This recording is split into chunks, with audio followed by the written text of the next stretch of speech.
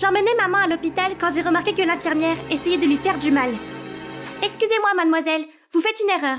Cette seringue doit aller dans l'artère brachiale. Vous vous trompez d'endroit et c'est dangereux.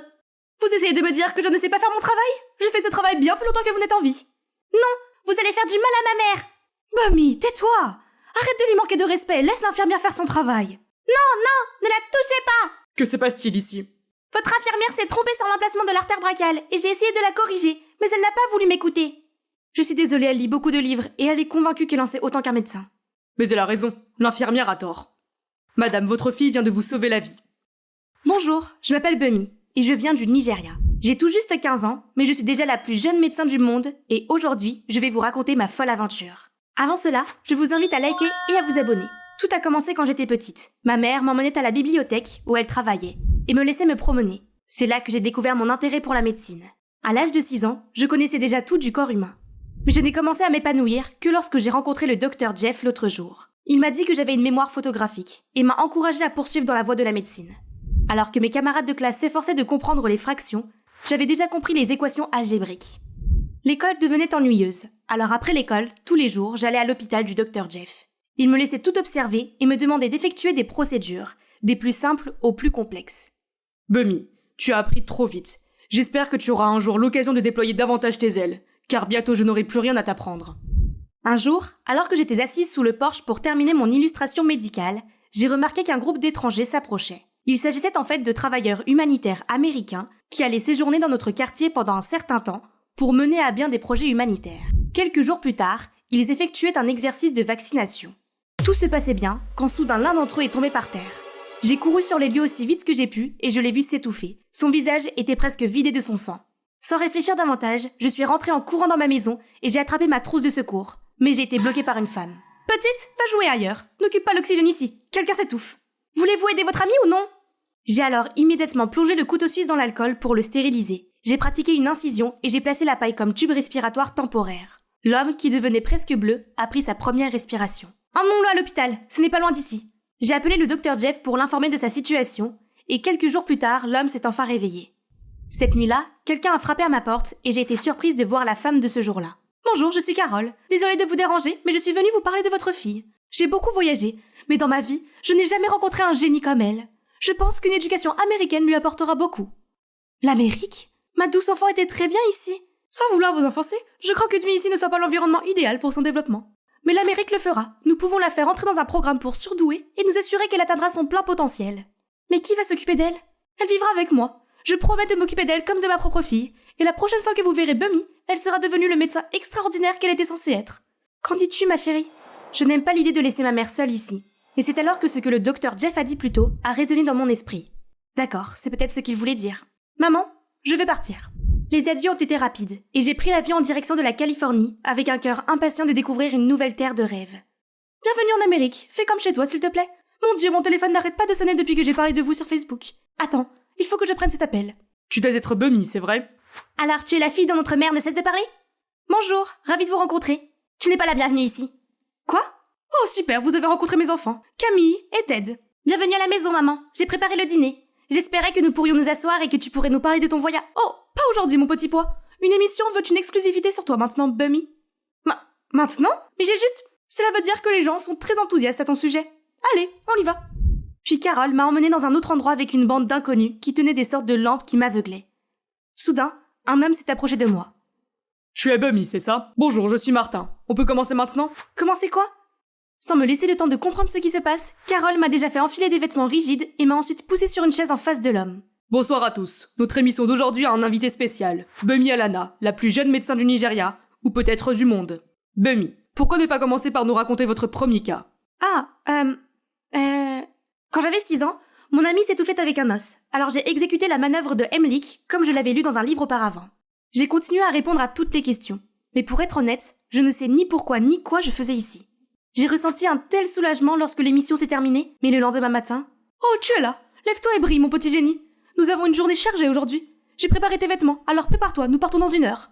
Je pensais qu'il s'agissait d'un événement ponctuel, mais il s'est transformé en routine quotidienne. Je me retrouvais dans une émission après l'autre, assise devant des caméras et répondant à des questions ridicules. J'avais l'impression de me ridiculiser. Carole, j'en ai assez des caméras et des interviews. Je suis venue ici pour apprendre. Oh chérie, nous voulons la même chose. L'université de médecine que tu dois fréquenter coûte cher, et je crois que ces interviews nous aideraient à obtenir un sponsor rapidement. En attendant, concentre-toi sur cela et sur tes études, d'accord? Oui, je devais m'inscrire au lycée public avec ces enfants. Au Nigeria, j'étais censée entrer en 11e année, mais en Amérique, je devais m'inscrire en 9e année. C'est comme si j'avais été laissée pour compte. De plus, Camille, la fille de Carole, ne semblait pas m'aimer, et était déterminée à faire de ma vie un enfer. Elle avait l'habitude de cacher mes manuels ou mes chaussures avant l'école, ce qui m'obligeait à chercher partout et je finissais par être en retard à l'école presque tous les jours. Bummy, ne pense pas que le fait d'apparaître dans des émissions télévisées te permet d'ignorer le règlement de l'école. Ah, c'est elle, pas moi! Et tout s'est aggravé. Les gens de l'école ont continué à me dénigrer et à me prendre pour une idiote. Excusez-moi, monsieur, j'ai eu un C- alors que j'ai répondu correctement à toutes les questions. Tu n'as pas utilisé les mots de manuel comme je te l'avais demandé. Mais j'ai raison! Ne devrais-je pas avoir le droit d'exprimer mes réponses avec mes propres mots?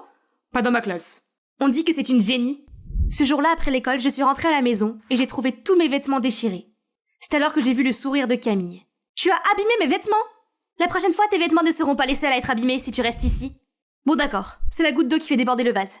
Il est temps de lui apprendre que je ne suis pas une proie facile pour elle. Je me suis glissée dans sa chambre pour y manipuler ses produits de maquillage. Voyons comment tu peux décorer ton visage pour aller à l'école. Mais en sortant, j'ai remarqué son iPad. Waouh, elle avait elle-même une chaîne. Et qu'est-ce que c'est? C'était Carole et ses enfants. Qu'est-ce que tu fais là? Surprise, j'ai accidentellement laissé tomber la sculpture sur le sol. Oh mon Dieu, ma sculpture! Tu sais ce que c'est? Je suis désolée, je ne voulais pas. Tu fais pas assez de mal à ma vie? C'est alors que Carole fait irruption. Qu'est-ce que tu fais, petite idiote? Excuse-toi auprès de Bummy tout de suite, ou tu seras punie. Carole, non, c'est ma faute, elle n'a pas... Je suis désolée, Bummy. Puis elle est sortie en courant de sa chambre, les mains tenant son visage. J'ai cru voir ses larmes couler. Ce qui s'est passé hier m'a fait tourner en rond toute la nuit. C'est vrai que Camille n'était pas la personne la plus agréable, mais Carole n'aurait pas dû lui faire ça. Bummy, je parie que tu n'as jamais vu ces outils dans ta ville natale, n'est-ce pas? Ah bon? Alors tu n'es pas encore prête à disséquer un rat. Regarde d'abord les autres. Peu importe. Je suis venue ici pour relever de nouveaux défis, mais tout ce que j'ai obtenu, ce sont des moqueries et des rabaissements. Hé, ça va? J'ai levé la tête pour voir Ted. C'est à cause du cours de biologie? Non, je m'en fous complètement. Ils ne peuvent tout simplement pas accepter qu'un nouvel élève soit plus brillant qu'eux. Si ce n'est pas le cas, qu'est-ce qui te dérange? Pourquoi ta sœur me déteste tant? Ce n'est pas le cas. Elle déteste le fait que tu sois tout ce qu'elle n'est pas. Sais-tu que c'est la plus longue période pendant laquelle notre mère est restée près de nous depuis que notre père est parti? Mais en fait, elle n'était pas là pour nous. Il m'a ensuite raconté que Carole était toujours en voyage, les laissant seuls, Camille et lui, et que cela a sûrement causé un trou profond chez ses enfants, surtout chez Camille. C'est pour ça qu'elle a agi comme ça avec moi. En fait, cette sculpture est celle que maman nous a apportée lorsque nous sommes allés à Disneyland, il y a des années. Camille la chérissait le plus. Mon cœur s'est brisé pour eux, pour Camille. Je comprenais leur douleur, et au fond de moi, je savais que je devais faire quelque chose pour aider à réparer cette relation. J'ai eu l'idée d'inviter Ted et Camille à m'accompagner à nos spectacles, afin qu'ils puissent passer plus de temps avec leur mère. En les voyant heureux ensemble, cela m'a fait chaud au cœur de savoir que la famille restera toujours la famille, quoi qu'il arrive. Ted et moi nous sommes rapidement rapprochés. Je ne savais pas qu'il avait une grande maîtrise de l'art de la sculpture. Et vous savez quoi? Récemment, Camille a semblé être super gentille avec moi. Nous pourrions devenir de bonnes amies dans un futur proche, n'est-ce pas? Un soir, alors que nous dînions ensemble, Carole m'a annoncé une nouvelle passionnante. Bummy, félicitations! Un sponsor a envoyé ta candidature à une grande école de médecine. Bon travail, Bummy. Je n'ai jamais été aussi fière de toi, mon enfant. Enfin, je me rapprochais de mon rêve. Quelques jours plus tard, alors que je me préparais pour mon entretien, j'ai entendu Carole crier. Qu'est-ce qui ne va pas? Tu as eu un C- en biologie? Quelqu'un a envoyé au sponsor une copie de ton test. Et maintenant il n'est plus intéressé. Il ne croit pas que tu sois un génie avec une note aussi basse. Tout mon travail s'est envolé. Qui a fait ça? Ted et moi avons regardé Camille en même temps. Elle se rongeait les ongles nerveusement et transpirait. C'est Camille qui m'a fait ça? Après tout ce qui s'est passé? Camille, pourquoi? Parce que maman l'a toujours aimé plus que nous. Quoi? Ce n'est pas grave. C'est bien que ce soit arrivé. J'allais le rejeter de toute façon. Quoi? Je suis vraiment reconnaissante envers vous pour votre gentillesse pendant tout ce temps. Mais je ne pourrai pas vivre plus longtemps avec votre aide. Mais Carole, il y a un plus gros problème. Tu t'es tellement préoccupée de ce qui pourrait arriver à l'avenir à d'autres enfants que tu as ignoré le présent. Tu as ignoré tes enfants. Tu as cherché des enfants extraordinaires au mauvais endroit. Sais-tu que Camille a une chaîne YouTube qui compte plus de 10 000 abonnés? Savais-tu que Ted est incroyable en menuiserie? Il a une sculpture de toi qu'il transporte en espérant pouvoir un jour te la donner. Ils ont besoin de toi. Vraiment besoin de toi. Plus que moi, ou que n'importe quel enfant n'a besoin de toi. Alors, où irais-tu? Je viens d'être admise dans un programme spécial à l'université Johns Hopkins. J'allais te le dire ce soir. En fait, je me préparais pour l'entrevue avec eux. Oh là là, tu es plus forte que je ne le pensais. Je peux la voir, la sculpture de moi, je veux dire. C'est tellement beau. Je suis vraiment désolée, les gars. Je voulais être quelqu'un d'important. Mais il n'y a rien de plus important que d'être votre mère. Je suis désolée. Je vais me rattraper. Bammy, je suis vraiment désolée. J'étais en colère et je n'ai pas assez réfléchi. Je suis vraiment désolée. Et merci pour tout ce que tu nous as fait. Je sais qu'il est difficile pour toi de me pardonner, mais... Je te pardonne. La voiture était étrangement silencieuse pendant que le taxi me conduisait à l'entretien. Pendant le voyage, j'ai lu et relu ma lettre d'acceptation. Je l'avais gagnée grâce à mon travail acharné. Et j'étais déterminée à réaliser mes rêves par mes propres moyens. Enfin, je pouvais venir dans un endroit où les gens voyaient mon véritable potentiel. Et essayer de m'aider à atteindre mon plein potentiel. Et me voilà prête à obtenir le diplôme de médecine de mes rêves. Notre école n'a jamais été témoin d'une étudiante aussi prodigieuse que Bummy Alana. En 1 an seulement, elle a non seulement terminé ses études, mais elle a également apporté une contribution importante à la chirurgie endoscopique aux États-Unis grâce à sa nouvelle découverte. Merci, monsieur Adams. Tout d'abord, je n'ai pas assez de mots pour dire à quel point je suis contente de toutes les opportunités que l'Amérique m'a offertes. Le doyen m'a offert un poste ici à l'université. Je lui en suis reconnaissante, mais j'ai dû le refuser. La femme qui m'a emmenée en Amérique pensait me sauver, mais elle n'a jamais réalisé que j'étais là où je devais être. Chez moi, où l'on avait bien plus besoin de moi qu'ici. Je retourne donc auprès de ma famille au Nigeria, et j'espère utiliser toutes mes connaissances pour aider ma communauté. Mais chaque fois qu'un Américain aura besoin de moi, je serai toujours là pour lui offrir mon humble aide. Les voici, Carol, Ted et Camille, étaient également présents pour fêter l'événement avec moi. Ils étaient tous tristes d'apprendre que je ne resterai pas ici. Mais la vie est toujours ouverte aux retrouvailles, n'est-ce pas? Enfin, je suis rentrée à la maison avec maman et le docteur Jeff. Un jour, alors que je vérifiais le nouveau paquet du matériel médical envoyé d'Amérique, j'ai vu une sculpture de moi. Tu as envoyé pour moi? Je ne pensais pas que tu y arriverais. Tant que c'est toi, rien n'est impossible. Oh, attends. Salut les gars, salut Bammy. Bienvenue sur votre chaîne Mère-Fille. Je m'appelle Carole et voici ma fille extraordinaire, Camille. Elle t'envoie leurs salutations. Vraiment? Tu es de Corée? C'est pas vrai, tu parles comme une native. Richard a sursauté quand je lui ai dit que je venais de Corée du Sud. Oui, je suis 100% coréenne, lui ai-je répondu en gloussant. Ah, j'avais passé des heures tous les jours à pratiquer mon français. Je suppose que ça a payé, mais c'était il y a 6 ans déjà. Au fait, je m'appelle Jenny et je suis coréenne. À l'époque, j'avais 21 ans et je me suis inscrite à un club francophone en ligne où j'ai rencontré Richard, dont je n'aurais jamais pensé tomber amoureuse. Mais c'est exactement ce qui s'est passé. Depuis ce tout premier cours, nous avons commencé à nous parler tous les jours, et les étincelles entre nous étaient indéniables. Il me disait toujours qu'il aimerait que je sois en République tchèque avec lui, et je me surprenais à rêver de notre futur mariage. Ok, bon, je m'avançais un peu, mais il était tellement génial. Après 1 mois de conversation ininterrompue, j'ai réalisé que j'allais probablement échouer à l'université si je commençais pas à me fixer des priorités. Mais je ne pensais qu'à lui, et quand je ne discutais pas, je le suivais sur les réseaux sociaux. Et chaque fois que je le voyais taguer avec une autre fille, j'étais jalouse. Cela ne pouvait pas être sain. Je veux dire, je l'avais même pas rencontré dans la vraie vie. Mais nous avons quand même continué à nous aimer. Et il m'a même présenté ses 2 meilleures amies, Anastasia et Pavel, par appel vidéo. Mais je n'avais pas autant de succès que dans ma vie amoureuse, car j'échouais lamentablement à l'université. J'avais toujours été celle qui se moquait de mes amies en mal d'amour. Et maintenant, je n'étais pas meilleure qu'elle. Ce n'était pas bien. Quelque chose devait changer. Alors même si ça me tuait intérieurement de faire ça, une nuit, avant de m'asseoir à mon bureau pour travailler sur mon devoir, j'ai pris mon téléphone, j'ai bloqué mon WhatsApp, désactivé mon Facebook, et tout ça sans le prévenir. Ouais, je l'ai carrément ghosté. C'était une décision si difficile à prendre car cette nuit-là, au lieu de faire quoi que ce soit pour mon devoir, je me suis retrouvée allongée dans mon lit avec un oreiller trempé de larmes. Ça faisait tellement mal, mais je devais penser à mon avenir. Mes parents me tueraient si je ne trouvais pas un bon travail. Je ne pouvais pas les laisser tomber. Bref, Pavel m'a envoyé un message quelques jours plus tard pour me dire que Richard était devenu complètement fou et qu'il ne l'avait jamais vu aussi bouleversé. Il ne mangeait presque rien et buvait toute la journée. Il ressemblait à un zombie maintenant. Mais je n'ai pas bronché. Je parie qu'il va s'en sortir. Il était jeune et beau et les filles étaient toujours après lui. Il se remettra vite de moi. Et je l'oublierai, n'est-ce pas? Ah, si seulement c'était si facile. Il me manquait chaque jour, même si nous étions séparés par des milliers de kilomètres. Il me faisait toujours me sentir en sécurité, comme s'il était juste à côté de moi. Qu'ai-je fait? J'ai tout gâché. Oh, au lieu de perdre du temps à trop réfléchir, je ferais mieux de mettre toute mon énergie dans mes études pour le moment, n'est-ce pas? Et ça a marché. Au moment de la remise de diplôme, j'étais la meilleure élève de ma classe, et j'ai même été acceptée dans un programme d'échange en Australie. Sans même réfléchir, j'ai envoyé un SMS à Richard pour lui annoncer la bonne nouvelle. Je me suis excusée d'avoir disparu et lui ai dit que ça m'avait perturbée parce que je ne m'attendais pas à tomber amoureuse de lui à ce point. J'avais juste besoin de temps pour finir mes études. Mais maintenant, j'étais prête à renouer le contact. Il avait vu mes messages mais ne m'avait pas répondu. J'ai eu l'impression que quelqu'un m'avait frappé en plein cœur. Quelques minutes plus tard, il m'a enfin répondu et m'a dit « Désolée Jenny, je te contacterai bientôt. C'est pas le meilleur moment. » Je n'arrivais pas à croire les mots que je lisais. J'entendais le son de mon cœur qui se brisait. Oh, mais je le méritais. Je suis celle qui s'est débarrassée de lui.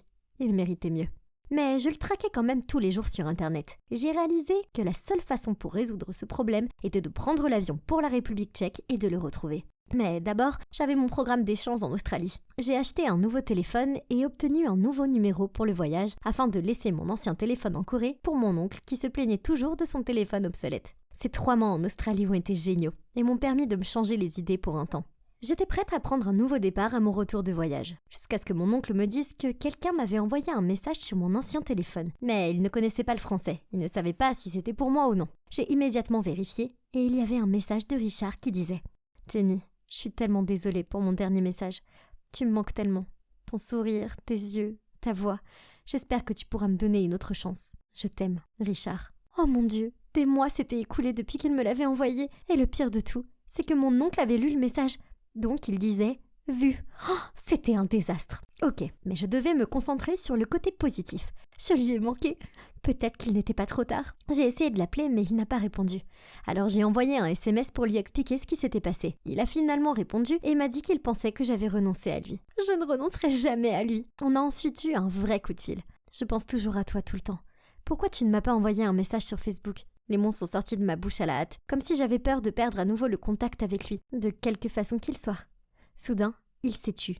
Puis il m'a dit qu'il avait récemment rencontré quelqu'un, et qu'il espérait que je comprendrais et que je voudrais toujours être amie avec lui. Je me suis sentie dévastée. Pourquoi était-ce si difficile pour nous ? Mais finalement, je n'avais pas d'autre choix. Je lui ai simplement souhaité bonne chance, et j'ai raccroché. Tout ce que je pouvais faire maintenant était de passer à autre chose. Il était temps de trouver quelqu'un d'autre à fréquenter. Il est clair que Richard et moi n'étions pas faits pour être ensemble. J'ai eu mal au cœur, mais j'ai trouvé un travail et je me suis lancée, en y consacrant toute mon attention. J'ai fini par obtenir une promotion et après 5 ans, j'ai pu aider mes parents à rembourser leurs dettes. J'ai même accédé à un poste de direction. Bien sûr, pendant cette période, je suis sortie un peu avec des hommes, mais aucune de ces relations n'a duré. Richard me manquait tout le temps. Je rêvais toujours de nous voir passer Noël ensemble. C'était si frustrant, je veux dire. Ça faisait 5 ans et nous ne nous étions toujours pas parlé. Pourquoi je ne pouvais tout simplement pas l'oublier ? J'allais de temps en temps sur sa page Facebook, mais tout ce que je voyais, c'était sa photo de profil. Toujours la même depuis des années. J'avais aussi supprimé ses amis, Anastasia et Pavel, donc je ne pouvais pas les suivre non plus. Pour ce que j'en savais, il pouvait être le mari de quelqu'un maintenant. Peut-être même un père. Et pourtant, je n'ai jamais abandonné l'espoir de nous rencontrer dans la vraie vie. Nos chemins se croiseraient et nous serions enfin ensemble. Je n'arrêtais pas d'y penser. Et puis 3 semaines avant Noël, j'ai reçu une nouvelle demande de suivi sur Instagram. Je pouvais pas le croire. C'était Pavel. Et il était maintenant marié à Anastasia. Ça m'a rendue tellement heureuse et il m'a dit qu'ils allaient faire leur lune de miel en Corée et qu'ils espéraient me voir. Oh mon Dieu, j'étais si contente. Je voulais désespérément lui poser des questions sur Richard, mais j'étais terrifiée à l'idée d'entendre qu'il avait des enfants ou quelque chose du genre. Anastasia m'a aussi envoyé un message et m'a demandé comment j'allais. Je lui ai dit que j'étais toujours célibataire parce que je travaillais tout le temps. Je pouvais quand même pas lui dire que c'était parce que j'étais toujours obsédée par Richard. Quoi qu'il en soit, la semaine a filé et j'étais enfin à l'aéroport, attendant de rencontrer Pavel et Anastasia dans la vraie vie. Ils avaient l'air si mignons et je les ai serrés très fort dans mes bras. Après les avoir embrassés, j'ai remarqué que quelqu'un se tenait derrière eux. Oh mon Dieu, était-ce Richard ? Qu'est-ce qu'il faisait là ? J'étais tellement abasourdie que je ne pouvais pas bouger. C'était vraiment lui. Pavel a brisé le silence en disant « Nous avons amené Richard pour toi, Jenny. N'hésite pas à le frapper, à le mordre et à lui donner des coups de pied ou tout ce que tu veux faire si tu penses qu'il le mérite. » Sous le choc, j'ai fondu en larmes. Cela faisait si longues années de silence total, et maintenant il était là à me regarder. Je me suis demandé si je pouvais le prendre dans mes bras, mais je n'ai même pas eu l'occasion de répondre à ma pensée car il a couru vers moi et m'a pris dans ses bras, en me serrant très fort. Puis il m'a chuchoté à l'oreille. « Je suis tellement désolée, Jenny. Ne pleure pas. Je suis là. Je ne te laisserai pas. Je te le promets. » Mais pouvais-je encore lui faire confiance ? J'étais encore sous le choc, et quand je les ai conduits à leur hôtel, et encore plus tard quand je les ai emmenés manger de la nourriture coréenne. J'étais nerveuse à l'idée de passer du temps avec eux. Mais nous avons vraiment passé la meilleure soirée à manger, à boire et à rire. Le lendemain, Pavel et Anastasia commençaient leur lune de miel. Alors peut-être que Richard et moi aurons un peu de temps seuls pour parler de ce qui restait entre nous. Après les avoir déposés à leur hôtel, je partais en voiture quand soudain, j'ai vu Richard revenir en courant vers moi. Il a dit qu'il voulait me dire quelque chose. Alors je me suis arrêtée et nous nous sommes assis sur un banc pour parler. Je l'ai écouté me dire qu'au cours des 6 dernières années, il avait essayé de sortir avec d'autres filles, mais que ça n'avait jamais marché parce que j'étais toujours dans son esprit. Il a dit qu'il avait passé la plupart de son temps à travailler afin de pouvoir économiser pour me rendre visite ou m'acheter un billet pour que je puisse venir le voir. Cela lui a pris plus de temps qu'il ne l'avait espéré parce que ses parents avaient divorcé et qu'il s'était occupé de sa mère qui était très déprimée. Quelques mois plus tard, on lui a diagnostiqué un cancer et il a dû travailler encore plus dur pour l'aider à payer son traitement. Après 3 longues années de lutte, elle est malheureusement décédée. Et depuis lors, il se sentait si seul et si triste. Un jour, il a demandé à Pavel de me contacter d'une manière ou d'une autre. Et lorsqu'il a découvert que j'étais toujours célibataire, il était aux anges et a décidé qu'il était enfin temps de venir en Corée pour me voir. Il a dit que le fait de me voir en vrai l'avait rendu encore plus amoureux de moi, et qu'il n'avait même pas cru ça possible. Puis il m'a serré très fort dans ses bras, et je n'ai pas pu m'arrêter de pleurer. Nous avons passé Noël ensemble comme je l'avais toujours rêvé. Et le reste appartient à l'histoire. Je suis maintenant en train de faire mes valises pour m'envoler vers la République tchèque pour voir Richard. J'ai hâte de rencontrer sa famille. Et vous ne le croirez jamais, mais nous sommes même en train de planifier notre mariage. La grande question est, où allons-nous vivre? Dois-je aller là-bas? Ou doit-il venir en Corée? Pour être honnête, ça n'a pas d'importance. Tant que nous sommes ensemble, ce sera parfait. Alors, c'est vrai ce qu'on dit. Si quelque chose doit se faire, ça se fera. Même si ça prend 1 an ou 6. Tout ce que je sais, c'est que je suis heureuse d'avoir été patiente, parce que je n'ai jamais été aussi heureuse. Pourquoi est-ce que nous devons étudier les logarithmes? Est-ce que ça va nous aider pour les opérations de bourse? Sûrement pas. Pourquoi créer soudainement le X pour ensuite nous forcer à le trouver? Et pourquoi dois-je trouver que c'est un triangle isocèle? Je vois clairement que c'est le cas. Ouf! Ensuite, j'ai reçu une note en retour disant « De quoi parlez-vous tous les deux ?» Je me suis dit qu'un autre enfant l'avait intercepté. Alors, les yeux toujours rivés sur mon niveau 3692 de Candy Crush, j'ai répondu en griffonnant « Garde ton gros nez en dehors de mes affaires ». Et j'ai remis le papier sans regarder. Mais vos affaires se déroulent dans ma classe. J'ai lentement levé les yeux et j'ai vu que c'était mon professeur. Mince, je me suis fait avoir. Encore. En regardant par-dessus, j'ai vu Antoine avec son grand visage coupable. Oh, il aurait dû être plus prudent. Ok, toi et toi, dehors. Vous vous demandez probablement comment je suis une telle pro de la pause. Eh bien, c'est parce que je l'ai fait des milliers de fois. Et cette femme sérieuse là-bas, c'est Madame Bernard, ma prof de maths. Je vous jure, elle m'en veut, vraiment. Ok, laissez-moi vous raconter l'histoire. Il était une fois une fille qui, à cause d'un accident inattendu avec une poubelle et un skateboard mal placé, a fini par arriver un tout petit peu en retard pour son examen. Mais le professeur a refusé de la laisser rentrer et l'a également recalée. Grrr. Ouais, cette fille, c'était moi, Viviane. Ainsi, à partir de ce moment, elle est devenue mon ennemie jurée. Donc, pendant son cours ennuyeux, j'ai jeté un avion en papier sur le tableau et j'ai dit « Mademoiselle, vous avez fait une faute d'orthographe en arithmétique. Je suppose que l'orthographe est un petit peu difficile pour une personne de chiffres comme vous, mais ce n'est pas grave. » Il est clair que mon commentaire l'a touchée, car pendant ce même cours, elle m'a demandé de tracer le graphique d'une fonction. Simple comme bonjour. J'ai donc créé un chef-d'œuvre qui lui a fait rouler les yeux, et toute la classe l'a trouvé hilarant. Et comme prévu, elle m'a fait un long discours sur mon comportement enfantin et a même menacé d'appeler mes parents. Pff, ouais, bonne chance. Car à moins que cela ne concerne les affaires, mes parents étaient pratiquement impossibles à joindre. De plus, je ne faisais que plaisanter. Madame Bernard avait vraiment besoin de se détendre. Alors, j'ai secrètement collé un morceau de papier disant « câlin gratuit » sur son dos. Je me suis cachée derrière un arbre et je l'ai regardé, tous ces gens l'entouraient. Elle avait l'air si désemparée alors qu'elle essayait de les contourner sans avoir la moindre idée de ce qui se passait. Ah, le bon vieux temps. Soudain, Antoine m'a tapé sur l'épaule et m'a dit que 30 minutes s'étaient écoulées et que nous devions retourner en classe. Mes fesses n'avaient même pas touché ma chaise quand j'ai entendu une voix condescendante dire « Tu ne devrais pas agir comme ça. » Ah, c'est Cécile, l'animal de compagnie du professeur et une vraie pick-me girl. Chaque fois que le professeur pose une question, elle agite son bras en l'air et couine « Moi !» Madame Bernard ne l'aime que parce qu'elle rit toujours à ses blagues ennuyeuses. Ah, je n'ai peut-être aucune preuve, mais d'après mon expérience, Cécile n'est certainement pas aussi innocente qu'elle en a l'air. Ne dites pas que je suis jalouse, parce que je ne le suis pas du tout. Vous pensez probablement que je déteste l'école, mais c'est quand même un peu mieux que ma soi-disant maison. Au moins, l'école peut être amusante, alors que ma vie à la maison se résume à un papa et une maman enfermés dans leur bureau. Je ne me souviens pas de la dernière fois où l'un d'entre eux a préparé le dîner. Alors, c'est de l'emporter. Donc, j'envoie un message à Benoît, un super petit ami sexy. Il a étudié en France et il est de retour aujourd'hui. Oh, il m'a tellement manqué. Mais malheureusement, je n'ai pas pu aller le chercher à l'aéroport à cause de... vous savez, l'école. Et ce soir, il y a une fête de famille. Mais on se retrouve demain. Youpi! Laisse-moi voir ton visage, chérie. Tu me manques. X. Tu sais quoi? Aujourd'hui, ce professeur m'a encore collé. Vraiment? Elle a joué avec la mauvaise personne, n'est-ce pas? Absolument. Je vais me venger demain. Elle a intérêt à faire attention. Mais ne finis pas en retenue après l'école, parce que je veux te voir. Tu sais, ma mère est aussi professeure. Mais pas tant que ça. Ah, au fait, elle est là. Tu veux lui dire bonjour? Oui, bien sûr. Benoît, ça me tape sur les nerfs quand je pense à cette Bernard. Avant que j'ai eu le temps de finir mes mots, une personne est apparue sur l'écran. Madame... Bernard? Viviane? Oh mon Dieu! On s'est regardé l'une l'autre, bouche bée. On aurait dit que l'écran s'était figé, littéralement. Alors que je pensais que ça ne pouvait pas être pire, une voix familière a soudainement brisé le silence. Oh! Benoît a une petite amie?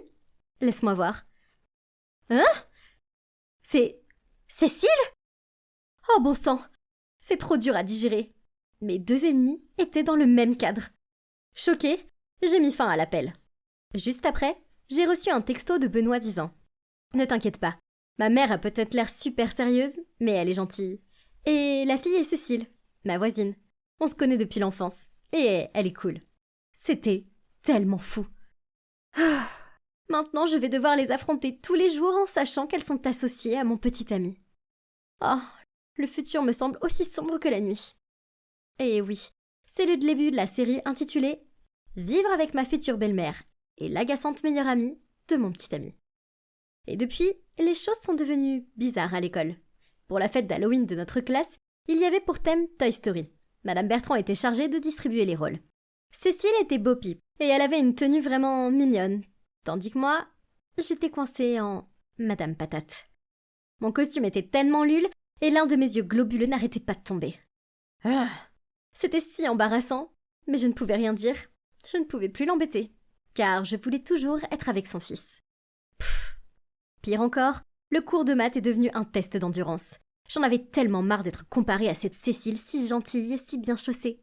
Viviane, si tu passais plus de temps à étudier et moins de temps à te peindre les ongles, tu serais une excellente élève, comme Cécile. Cécile a compris ce qui se passait et a aussi commencé à me jouer des tours. Une fois en classe, alors que je somnolais et que Madame Bernard corrigeait les devoirs, j'ai entendu. Ce symbole montre que A n'est pas égal à B. Cécile s'est alors retournée et a chuchoté. Tout comme toi, tu n'es pas égal à moi. Et tu ne mérites pas mon Benoît non plus. Quoi? Benoît est le mien, pas le sien. J'ai montré les dents et j'étais sur le point de dire quelque chose quand cette gamine a commencé à faire semblant de pleurer, disant que je m'en prenais à elle. Dehors! Madame Bernard est venue vers nous avec les yeux brûlants. Nous sortions quand, d'un ton compatissant, elle a ajouté « Cécile, tu restes. » Je suis retournée à ma pause de méditation, mais je n'arrivais pas à me débarrasser de ma colère. Quelle injustice! Plus tard, à l'heure du déjeuner, Cécile s'est approchée de moi avec un gobelet de coca en disant que c'était une offrande de paix et qu'elle était désolée pour tout à l'heure. C'était déroutant, mais peu importe. Je l'ai pris et j'étais sur le point de boire une gorgée quand Antoine s'est précipité en agitant les bras. « Ah, Viviane, arrête! J'ai vu Cécile mettre de la sauce soja dedans. » J'étais à 2 doigts de lui crier dessus quand Madame Bernard est apparue. J'ai souri béamment en pensant que Cécile allait enfin avoir des problèmes. Mais à ma grande surprise, Madame Bernard a pris une gorgée de la boisson et a essayé de garder un visage neutre en répondant « Il n'y a rien de mal à ça. » Vraiment? Ils sont allés si loin jusqu'à se couvrir l'une l'autre. Peu importe, j'avais un rendez-vous avec Benoît ce soir à préparer de toute façon. Cette nuit-là, comme prévu, je suis arrivée chez Benoît avec une plante en pot et un peu fanée pour Madame Bernard. J'étais un peu contente d'avoir enfin un repas cuisiné. Seulement, quand je suis entrée dans la cuisine, je ne sentais aucune odeur. Madame Bernard est apparue et a dit en se frottant la main. « Viviane, ça ne te dérange pas de cuisiner, n'est-ce pas? C'est juste une longue semaine à décider des diagrammes, ma main me fait mal. » Voyant la situation, Benoît est immédiatement venu m'aider. Mais elle lui a rappelé qu'il avait accepté de réparer un tuyau ou quelque chose du genre. Pour être honnête, je n'avais jamais touché une poêle à frire avant. Mais je veux dire, ça peut pas être si difficile que ça. J'ai fait des pancakes, bon, c'est pas vraiment approprié pour le dîner, mais j'en avais vu sur le site 5 Minutes Craft, et c'était clairement un jeu d'enfant. Seulement, ça ne s'est pas passé comme prévu. Dans ce genre de situation, il est important de ne pas paniquer. Mais oui, j'ai paniqué. J'avais besoin d'un plan B. Vite! Dans la précipitation, j'ai jeté toutes les preuves des pancakes ratés et j'ai commandé de la nourriture en ligne. Après tout, grâce à mes parents bourreaux de travail, c'était mon point fort. J'ai demandé au livreur de passer par la porte de derrière pour que Benoît et Madame Bernard n'y voient rien. Comme prévu, à la toute première bouchée, Benoît et ma belle-mère m'ont félicité à profusion pour ma cuisine. Et Benoît a même plaisanté en disant que je devais participer à la prochaine saison de MasterChef. Ah, je vais noter ce restaurant 5 étoiles, c'est sûr. Madame Bernard a soudainement fait tomber sa cuillère et je me suis rapidement penchée pour la ramasser. Et elle s'est penchée et a chuchoté sarcastiquement. Je commande souvent chez Sydney, moi aussi. Leurs sauces sont divines. Ah, fichu. Puis, au milieu de la nuit, un homme est arrivé et s'est excusé d'être en retard. Il s'est avéré que c'était Jules, le père de Cécile. Mais Cécile ne venait pas, car elle était sortie avec des amis. La grande vie. J'ai vu Madame Bernard toucher une boîte de mouchoirs en papier en même temps que lui, par erreur, et puis... elle avait rougi. Hein? Oh, j'ai compris. Elle l'aimait bien.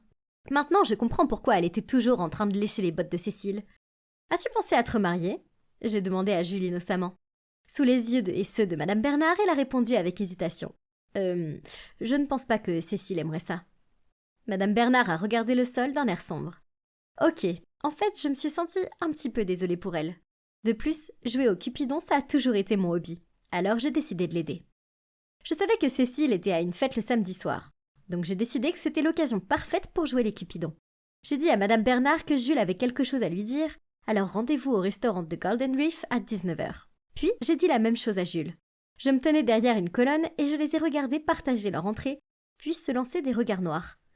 Puis Jules a tendu la main vers Madame Bernard et lui a pris la sienne. Ils se regardaient passionnément quand... Cécile débarque soudainement de nulle part et claque rageusement son sac sur la table. Alors c'est ça, mon professeur et mon père. Pour de vrai? Cécile, pourquoi es-tu là? Jules a bégayé. Personne ne pourra jamais remplacer maman. Puis, elle s'est tournée vers une Madame Bernard à l'air abasourdi. Il s'avère que tu étais seulement gentille avec moi pour voir mon père. Tu es tellement fausse. Reste loin de nous. Madame Bernard a couvert son visage avec ses mains, puis est rapidement partie. Bon sang, Cécile était brutale. Et aussi agaçante que soit Madame Bernard, elle ne méritait pas ça. « Toi !» Cécile a crié. « Oh oh !» Son regard s'est fixé sur moi. « C'est normal que tu sois derrière tout ça. Garde ton gros nez hors de mes affaires de famille et commence à te préoccuper des tiennes à la place. Je suppose que c'est le manque d'attention parentale fait à un enfant. » Je l'ai regardé, sans voix. Ces mots auraient dû me rendre folle, mais pour une raison quelconque, je me suis seulement sentie triste et tellement coupable. Je voulais juste bien faire. Le lendemain, à la première heure, j'ai ravalé ma fierté et je suis allée dans la salle de classe de Madame Bernard, où elle avait l'air perdue dans ses pensées en notant ses devoirs. J'ai toussé pour m'éclaircir la gorge, puis j'ai dit « Madame, je suis désolée. J'essayais honnêtement d'aider, mais je réalise maintenant que j'aurais dû m'occuper de mes propres affaires. Je suis également désolée d'avoir été une crétine dans votre classe. » Elle est restée silencieuse au début, puis a répondu « Ce n'est pas grave, car je me suis rendu compte que toi et moi, nous ne sommes pas si différentes. Nous avons toutes les deux des complications pour trouver l'amour. Je suppose que ce n'est pas vraiment facile d'obtenir l'approbation de la famille de son partenaire, hein ?» Elle a souri et a doucement caressé mes cheveux avant de poursuivre. « Tu es une fille tellement intelligente et gentille. Et j'ai toujours su que tu pouvais faire mieux en classe, que j'ai dû être trop dure avec toi. Je suis désolée aussi. » Je lui ai souri en retour, et à ce moment-là, j'ai eu l'impression que tous nos conflits précédents avaient fondu. Et j'ai réalisé que je ne devais pas négliger mes études, mais plutôt travailler dur pour devenir la meilleure version de moi-même. Ainsi, avec beaucoup de travail, je suis passée de la queue de la classe à la première place, dépassant même Cécile. En parlant de Cécile, elle nous ignorait toujours, moi et Madame Bernard, et ne levait plus jamais la main en classe. Mais une expérience de flamme arc-en-ciel dans le laboratoire de chimie a changé les choses. Tout le monde s'est enfui lorsque le rideau a pris feu, à l'exception d'une Cécile, terrifiée. Heureusement, Madame Bernard s'est précipitée à l'intérieur pour la sauver juste à temps et l'a couverte de sa veste en l'entraînant en toute sécurité. Après cela, Cécile a réalisé que Madame Bernard est une bonne personne qui se soucie d'elle et de Jules. Donc, à travers des yeux flous, Cécile a sangloté. Merci beaucoup. Et... désolée, j'étais trop enfantine. S'il vous plaît, pardonnez-moi. Donc, ouais, vous savez, mon plan de rencontre a fini par fonctionner. Et maintenant, j'ai une deuxième famille. Une très grande famille. Mais vous savez quelle est la meilleure chose? C'est que je n'ai plus besoin de commander de la nourriture en ligne, parce que je vais rester ici et ma belle-mère va cuisiner pour moi.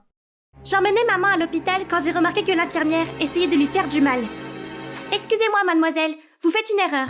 Cette seringue doit aller dans l'artère brachiale. Vous vous trompez d'endroit et c'est dangereux. Vous essayez de me dire que je ne sais pas faire mon travail? J'ai fait ce travail bien plus longtemps que vous n'êtes en vie. Non, vous allez faire du mal à ma mère. Bummy, tais-toi! Arrête de lui manquer de respect, laisse l'infirmière faire son travail. Non, ne la touchez pas. Que se passe-t-il ici? Votre infirmière s'est trompée sur l'emplacement de l'artère brachiale et j'ai essayé de la corriger, mais elle n'a pas voulu m'écouter. Je suis désolée, elle lit beaucoup de livres et elle est convaincue qu'elle en sait autant qu'un médecin. Mais elle a raison, l'infirmière a tort. Madame, votre fille vient de vous sauver la vie. Bonjour, je m'appelle Bummy et je viens du Nigeria. J'ai tout juste 15 ans, mais je suis déjà la plus jeune médecin du monde et aujourd'hui, je vais vous raconter ma folle aventure. Avant cela, je vous invite à liker et à vous abonner. Tout a commencé quand j'étais petite. Ma mère m'emmenait à la bibliothèque où elle travaillait et me laissait me promener. C'est là que j'ai découvert mon intérêt pour la médecine. À l'âge de 6 ans, je connaissais déjà tout du corps humain. Mais je n'ai commencé à m'épanouir que lorsque j'ai rencontré le docteur Jeff l'autre jour. Il m'a dit que j'avais une mémoire photographique et m'a encouragé à poursuivre dans la voie de la médecine. Alors que mes camarades de classe s'efforçaient de comprendre les fractions, j'avais déjà compris les équations algébriques. L'école devenait ennuyeuse, alors après l'école, tous les jours, j'allais à l'hôpital du docteur Jeff. Il me laissait tout observer et me demandait d'effectuer des procédures, des plus simples aux plus complexes. Bummy, tu as appris trop vite. J'espère que tu auras un jour l'occasion de déployer davantage tes ailes, car bientôt je n'aurai plus rien à t'apprendre. Un jour, alors que j'étais assise sous le porche pour terminer mon illustration médicale, j'ai remarqué qu'un groupe d'étrangers s'approchait. Il s'agissait en fait de travailleurs humanitaires américains qui allaient séjourner dans notre quartier pendant un certain temps pour mener à bien des projets humanitaires. Quelques jours plus tard, ils effectuaient un exercice de vaccination. Tout se passait bien quand soudain l'un d'entre eux est tombé par terre. J'ai couru sur les lieux aussi vite que j'ai pu et je l'ai vu s'étouffer. Son visage était presque vidé de son sang. Sans réfléchir davantage, je suis rentrée en courant dans ma maison et j'ai attrapé ma trousse de secours. Mais j'ai été bloquée par une femme. « Petite, va jouer ailleurs. N'occupe pas l'oxygène ici. Quelqu'un s'étouffe. Voulez-vous aider votre ami ou non ?» J'ai alors immédiatement plongé le couteau suisse dans l'alcool pour le stériliser. J'ai pratiqué une incision et j'ai placé la paille comme tube respiratoire temporaire. L'homme, qui devenait presque bleu, a pris sa première respiration. « Emmenons-le à l'hôpital, ce n'est pas loin d'ici. » J'ai appelé le docteur Jeff pour l'informer de sa situation et quelques jours plus tard, l'homme s'est enfin réveillé.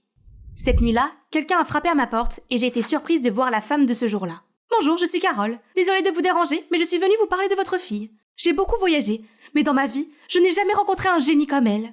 Je pense qu'une éducation américaine lui apportera beaucoup. » L'Amérique ? Ma douce enfant était très bien ici. Sans vouloir vous enfoncer, je crois qu'une vie ici ne soit pas l'environnement idéal pour son développement. Mais l'Amérique le fera. Nous pouvons la faire entrer dans un programme pour surdouer et nous assurer qu'elle atteindra son plein potentiel. Mais qui va s'occuper d'elle ? Elle vivra avec moi. Je promets de m'occuper d'elle comme de ma propre fille. Et la prochaine fois que vous verrez Bummy, elle sera devenue le médecin extraordinaire qu'elle était censée être. Qu'en dis-tu, ma chérie ? Je n'aime pas l'idée de laisser ma mère seule ici. Et c'est alors que ce que le docteur Jeff a dit plus tôt a résonné dans mon esprit. D'accord, c'est peut-être ce qu'il voulait dire. Maman, je vais partir. Les adieux ont été rapides, et j'ai pris l'avion en direction de la Californie, avec un cœur impatient de découvrir une nouvelle terre de rêve. Bienvenue en Amérique, fais comme chez toi s'il te plaît. Mon Dieu, mon téléphone n'arrête pas de sonner depuis que j'ai parlé de vous sur Facebook. Attends, il faut que je prenne cet appel. Tu dois être Bummy, c'est vrai? Alors tu es la fille dont notre mère ne cesse de parler? Bonjour, ravie de vous rencontrer. Tu n'es pas la bienvenue ici. Quoi? Oh super, vous avez rencontré mes enfants, Camille et Ted. Bienvenue à la maison, maman, j'ai préparé le dîner. J'espérais que nous pourrions nous asseoir et que tu pourrais nous parler de ton voyage. Oh, pas aujourd'hui, mon petit pois. Une émission veut une exclusivité sur toi maintenant, Bummy. Maintenant? Mais j'ai juste... Cela veut dire que les gens sont très enthousiastes à ton sujet. Allez, on y va. Puis Carole m'a emmenée dans un autre endroit avec une bande d'inconnus qui tenaient des sortes de lampes qui m'aveuglaient. Soudain, un homme s'est approché de moi. Je suis Bummy, c'est ça? Bonjour, je suis Martin. On peut commencer maintenant? Commencer quoi? Sans me laisser le temps de comprendre ce qui se passe, Carole m'a déjà fait enfiler des vêtements rigides et m'a ensuite poussé sur une chaise en face de l'homme. Bonsoir à tous. Notre émission d'aujourd'hui a un invité spécial. Bummy Alana, la plus jeune médecin du Nigeria, ou peut-être du monde. Bummy, pourquoi ne pas commencer par nous raconter votre premier cas? Quand j'avais 6 ans, Mon amie s'étouffait avec un os, alors j'ai exécuté la manœuvre de Heimlich comme je l'avais lu dans un livre auparavant. J'ai continué à répondre à toutes les questions, mais pour être honnête, je ne sais ni pourquoi ni quoi je faisais ici. J'ai ressenti un tel soulagement lorsque l'émission s'est terminée, mais le lendemain matin... Oh, tu es là! Lève-toi et brille, mon petit génie! Nous avons une journée chargée aujourd'hui. J'ai préparé tes vêtements, alors prépare-toi, nous partons dans 1 heure. Je pensais qu'il s'agissait d'un événement ponctuel, mais il s'est transformé en routine quotidienne. Je me retrouvais dans une émission après l'autre, assise devant des caméras et répondant à des questions ridicules. J'avais l'impression de me ridiculiser. Carole, j'en ai assez des caméras et des interviews. Je suis venue ici pour apprendre. Oh chérie, nous voulons la même chose. L'université de médecine que tu dois fréquenter coûte cher. Et je crois que ces interviews nous aideraient à obtenir un sponsor rapidement. En attendant, concentre-toi sur cela et sur tes études, d'accord? Oui, je devais m'inscrire au lycée public avec ces enfants. Au Nigeria, j'étais censée entrer en 11e année. Mais en Amérique, je devais m'inscrire en 9e année. C'est comme si j'avais été laissée pour compte. De plus, Camille, la fille de Carole, ne semblait pas m'aimer et était déterminée à faire de ma vie un enfer. Elle avait l'habitude de cacher mes manuels ou mes chaussures avant l'école, ce qui m'obligeait à chercher partout et je finissais par être en retard à l'école presque tous les jours. Bummy, ne pense pas que le fait d'apparaître dans des émissions télévisées te permet d'ignorer le règlement de l'école. Ah, c'est elle, pas moi! Et tout s'est aggravé. Les gens de l'école ont continué à me dénigrer et à me prendre pour une idiote. Excusez-moi, monsieur, j'ai eu un C- alors que j'ai répondu correctement à toutes les questions. Tu n'as pas utilisé les mots de manuel comme je te l'avais demandé. Mais j'ai raison! Ne devrais-je pas avoir le droit d'exprimer mes réponses avec mes propres mots? Pas dans ma classe. On dit que c'est une génie. Ce jour-là, après l'école, je suis rentrée à la maison et j'ai trouvé tous mes vêtements déchirés. C'est alors que j'ai vu le sourire de Camille. Tu as abîmé mes vêtements? La prochaine fois, tes vêtements ne seront pas les seuls à être abîmés si tu restes ici. Bon d'accord, c'est la goutte d'eau qui fait déborder le vase. Il est temps de lui apprendre que je ne suis pas une proie facile pour elle. Je me suis glissée dans sa chambre pour y manipuler ses produits de maquillage. Voyons comment tu peux décorer ton visage pour aller à l'école. Mais en sortant, j'ai remarqué son iPad. Waouh, elle avait elle-même une chaîne. Et qu'est-ce que c'est? C'était Carole et ses enfants. Qu'est-ce que tu fais là? Surprise, j'ai accidentellement laissé tomber la sculpture sur le sol. Oh mon dieu, ma sculpture! Tu sais ce que c'est? Je suis désolée, je ne voulais pas. Tu fais pas assez de mal à ma vie? C'est alors que Carole fait irruption. Qu'est-ce que tu fais, petite idiote? Excuse-toi auprès de Bummy tout de suite, ou tu seras punie. Carole, non, c'est ma faute, elle n'a pas... Je suis désolée, Bummy. Puis il est sorti en courant de sa chambre, les mains tenant son visage. J'ai cru voir ses larmes couler. Ce qui s'est passé hier m'a fait tourner en rond toute la nuit. C'est vrai que Camille n'était pas la personne la plus agréable, mais Carole n'aurait pas dû lui faire ça.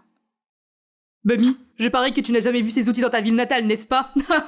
Ah bon? Alors tu n'es pas encore prête à disséquer un rat. Regarde d'abord les autres. Peu importe.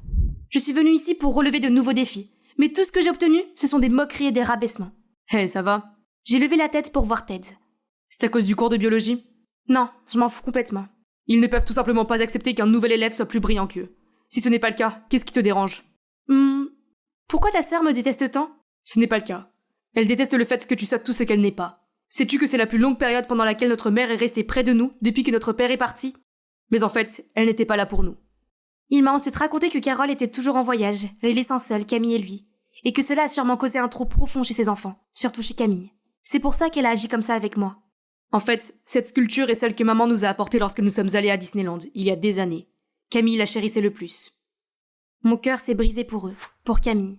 Je comprenais leur douleur, et au fond de moi, je savais que je devais faire quelque chose pour aider à réparer cette relation. J'ai eu l'idée d'inviter Ted et Camille à m'accompagner à nos spectacles, afin qu'ils puissent passer plus de temps avec leur mère. En les voyant heureux ensemble, cela m'a fait chaud au cœur de savoir que la famille restera toujours la famille, quoi qu'il arrive. Ted et moi nous sommes rapidement rapprochés. Je ne savais pas qu'il avait une grande maîtrise de l'art de la sculpture. Et vous savez quoi? Récemment, Camille a semblé être super gentille avec moi. Nous pourrions devenir de bonnes amies dans un futur proche, n'est-ce pas? Un soir, alors que nous dînions ensemble, Carole m'a annoncé une nouvelle passionnante. Bummy, félicitations! Un sponsor a envoyé ta candidature à une grande école de médecine. Bon travail, Bummy. Je n'ai jamais été aussi fière de toi, mon enfant. Enfin, je me rapprochais de mon rêve. Quelques jours plus tard, alors que je me préparais pour mon entretien, j'ai entendu Carole crier. Qu'est-ce qui ne va pas? Tu as eu un C- en biologie? Quelqu'un a envoyé au sponsor une copie de ton test. Et maintenant il n'est plus intéressé. Il ne croit pas que tu sois un génie avec une note aussi basse. Tout mon travail s'est envolé. Qui a fait ça? Ted et moi avons regardé Camille en même temps. Elle se rongeait les ongles nerveusement et transpirait. C'est Camille qui m'a fait ça? Après tout ce qui s'est passé? Camille, pourquoi? Parce que maman l'a toujours aimé plus que nous. Quoi? Ce n'est pas grave. C'est bien que ce soit arrivé. J'allais le rejeter de toute façon. Quoi? Je suis vraiment reconnaissante envers vous pour votre gentillesse pendant tout ce temps. Mais je ne pourrai pas vivre plus longtemps avec votre aide. Mais Carole, il y a un plus gros problème. Tu t'es tellement préoccupée de ce qui pourrait arriver à l'avenir à d'autres enfants que tu as ignoré le présent. Tu as ignoré tes enfants. Tu as cherché des enfants extraordinaires au mauvais endroit. Sais-tu que Camille a une chaîne YouTube qui compte plus de 10 000 abonnés? Savais-tu que Ted est incroyable en menuiserie? Il a une sculpture de toi qu'il transporte en espérant pouvoir un jour te la donner. Ils ont besoin de toi, vraiment besoin de toi. Plus que moi, ou que n'importe quel enfant n'a besoin de toi. Alors, où irais-tu? Je viens d'être admise dans un programme spécial à l'université Johns Hopkins. J'allais te le dire ce soir. En fait, je me préparais pour l'entrevue avec eux. Oh là là, tu es plus forte que je ne le pensais. Je peux la voir, la sculpture de moi, je veux dire. C'est tellement beau. Je suis vraiment désolée, les gars. Je voulais être quelqu'un d'important. Mais il n'y a rien de plus important que d'être votre mère. Je suis désolée. Je vais me rattraper. Bamie, je suis vraiment désolée. J'étais en colère et je n'ai pas assez réfléchi. Je suis vraiment désolée. Et merci pour tout ce que tu nous as fait. Je sais qu'il est difficile pour toi de me pardonner, mais... Je te pardonne. La voiture était étrangement silencieuse pendant que le taxi me conduisait à l'entretien. Pendant le voyage, j'ai lu et relu ma lettre d'acceptation. Je l'avais gagnée grâce à mon travail acharné. Et j'étais déterminée à réaliser mes rêves par mes propres moyens. Enfin, je pouvais venir dans un endroit où les gens voyaient mon véritable potentiel. Et essayer de m'aider à atteindre mon plein potentiel. Et me voilà prête à obtenir le diplôme de médecine de mes rêves. Notre école n'a jamais été témoin d'une étudiante aussi prodigieuse que Bummy Alana. En un an seulement, elle a non seulement terminé ses études, mais elle a également apporté une contribution importante à la chirurgie endoscopique aux États-Unis grâce à sa nouvelle découverte. Merci, monsieur Adams. Tout d'abord, je n'ai pas assez de mots pour dire à quel point je suis contente de toutes les opportunités que l'Amérique m'a offertes. Le doyen m'a offert un poste ici à l'université. Je lui en suis reconnaissante, mais j'ai dû le refuser. La femme qui m'a emmenée en Amérique pensait me sauver, mais elle n'a jamais réalisé que j'étais là où je devais être. Chez moi, où l'on avait bien plus besoin de moi qu'ici. Je retourne donc auprès de ma famille au Nigeria, et j'espère utiliser toutes mes connaissances pour aider ma communauté. Mais chaque fois qu'un Américain aura besoin de moi, je serai toujours là pour lui offrir mon humble aide. Les voici, Carol, Ted et Camille, étaient également présents pour fêter l'événement avec moi. Ils étaient tous tristes d'apprendre que je ne resterai pas ici. Mais la vie est toujours ouverte aux retrouvailles, n'est-ce pas? Enfin, je suis rentrée à la maison avec maman et le docteur Jeff. Un jour, alors que je vérifiais le nouveau paquet du matériel médical envoyé d'Amérique, j'ai vu une sculpture de moi. Tu as envoyé pour moi? Je ne pensais pas que tu y arriverais. Tant que c'est toi, rien n'est impossible. Oh, attends. Salut les gars, salut Bamie. Bienvenue sur votre chaîne Mère-Fille. Je m'appelle Carole et voici ma fille extraordinaire, Camille. Elle t'envoie leurs salutations. Ah, je n'ai jamais été dans une négociation qui a duré aussi longtemps. Je suis là depuis 3 heures et il est maintenant 8 heures. Pire encore, je n'avais même pas encore parlé du financement. J'ai essayé, mais c'était la faute de Daniel. Il n'arrêtait pas de m'interrompre et de faire des hors-sujets. En regardant Daniel, qui était en train de reconstituer un match de foot avec des condiments, je me suis demandé comment il pouvait bien faire partie du conseil des élèves. Il était peut-être en terminale, mais c'était un élève de niveau moyen qui ne semblait pas exceller dans quoi que ce soit. Il exagérait aussi tout, et surtout, il faisait n'importe quoi.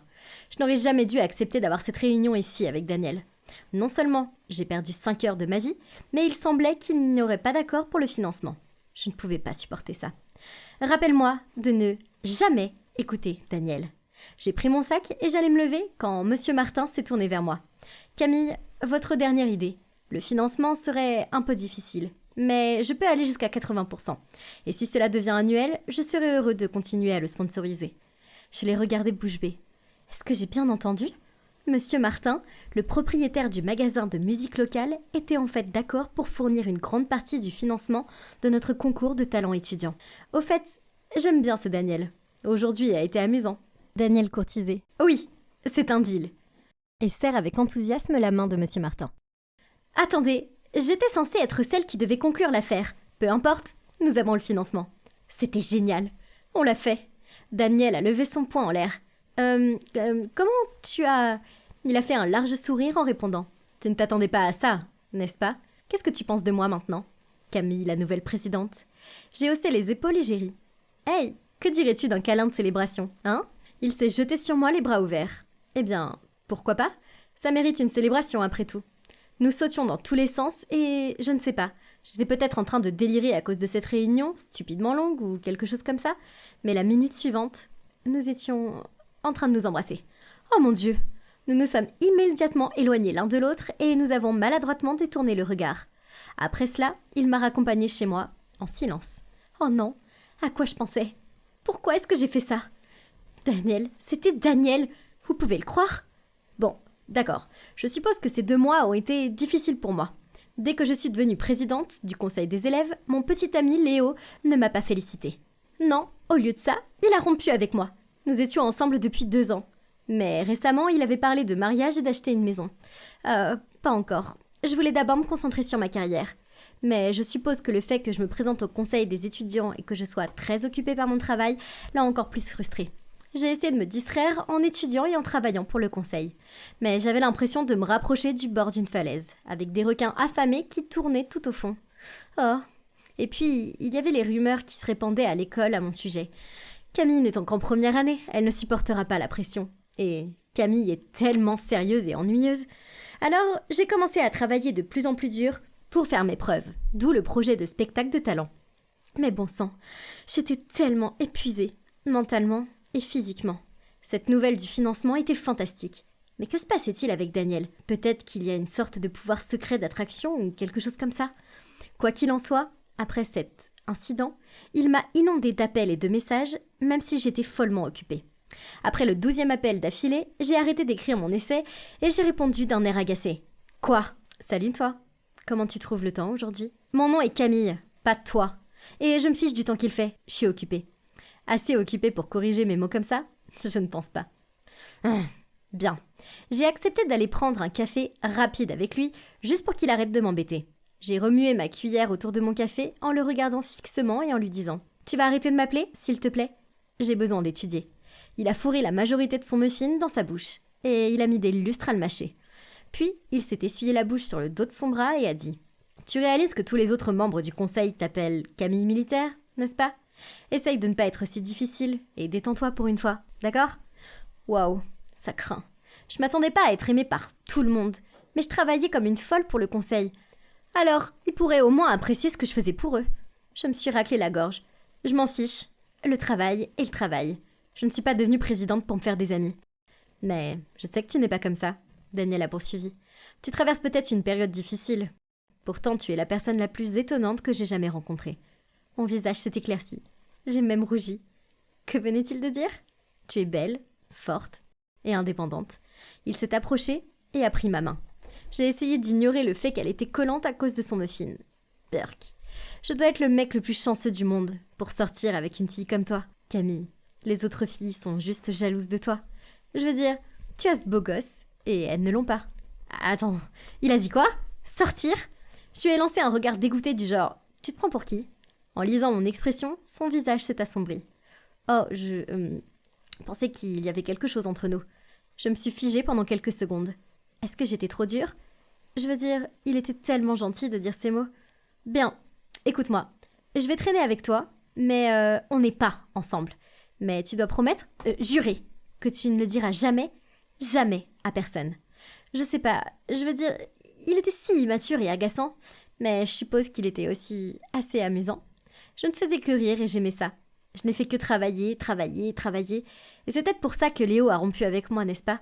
Peut-être que, quand je traîne avec Daniel, je devrais m'entraîner à être moins sérieuse. Un dimanche, alors que nous prenions un brunch dans un café de son choix, je l'ai interrogé sur son diplôme qui approchait cet été-là et sur ses projets. Honnêtement, je n'ai pas réfléchi plus loin que la fin de ma première année, a-t-il dit en mâchant son sandwich. Et toi? A-t-il demandé. Eh bien, je vais aller dans une université de Ivy League pour un cours de master, de préférence d'Amsworth, et étudier les sciences sociales. Ensuite, je veux travailler pour le gouvernement, mais à un niveau élevé, tu sais, comme un rôle de direction, et avoir un réel impact, enfin, tu vois. Daniel a haussé les épaules après que j'ai terminé. Ouais, bon plan. Et il a continué à manger. Je me suis sentie bizarre. Étais-je irréaliste? Ou était-ce seulement le point de vue de Daniel? Mais pour avoir une relation heureuse, peut-être que c'est mieux de faire des compromis et d'accepter les différences, non? Je me suis remise dans le contexte actuel. Si toute cette histoire avec Daniel n'était pas arrivée, je serais peut-être encore dans l'angoisse et le désespoir. C'est étrange, mais je me sentais mieux avec lui, contrairement à Léo. Donc, je devrais respecter ses opinions. Je dois apprendre de mes erreurs, pas vrai? Un jour, j'étais dans une réunion du conseil pour planifier une collecte de fonds pour le reste de l'argent du concours de talent.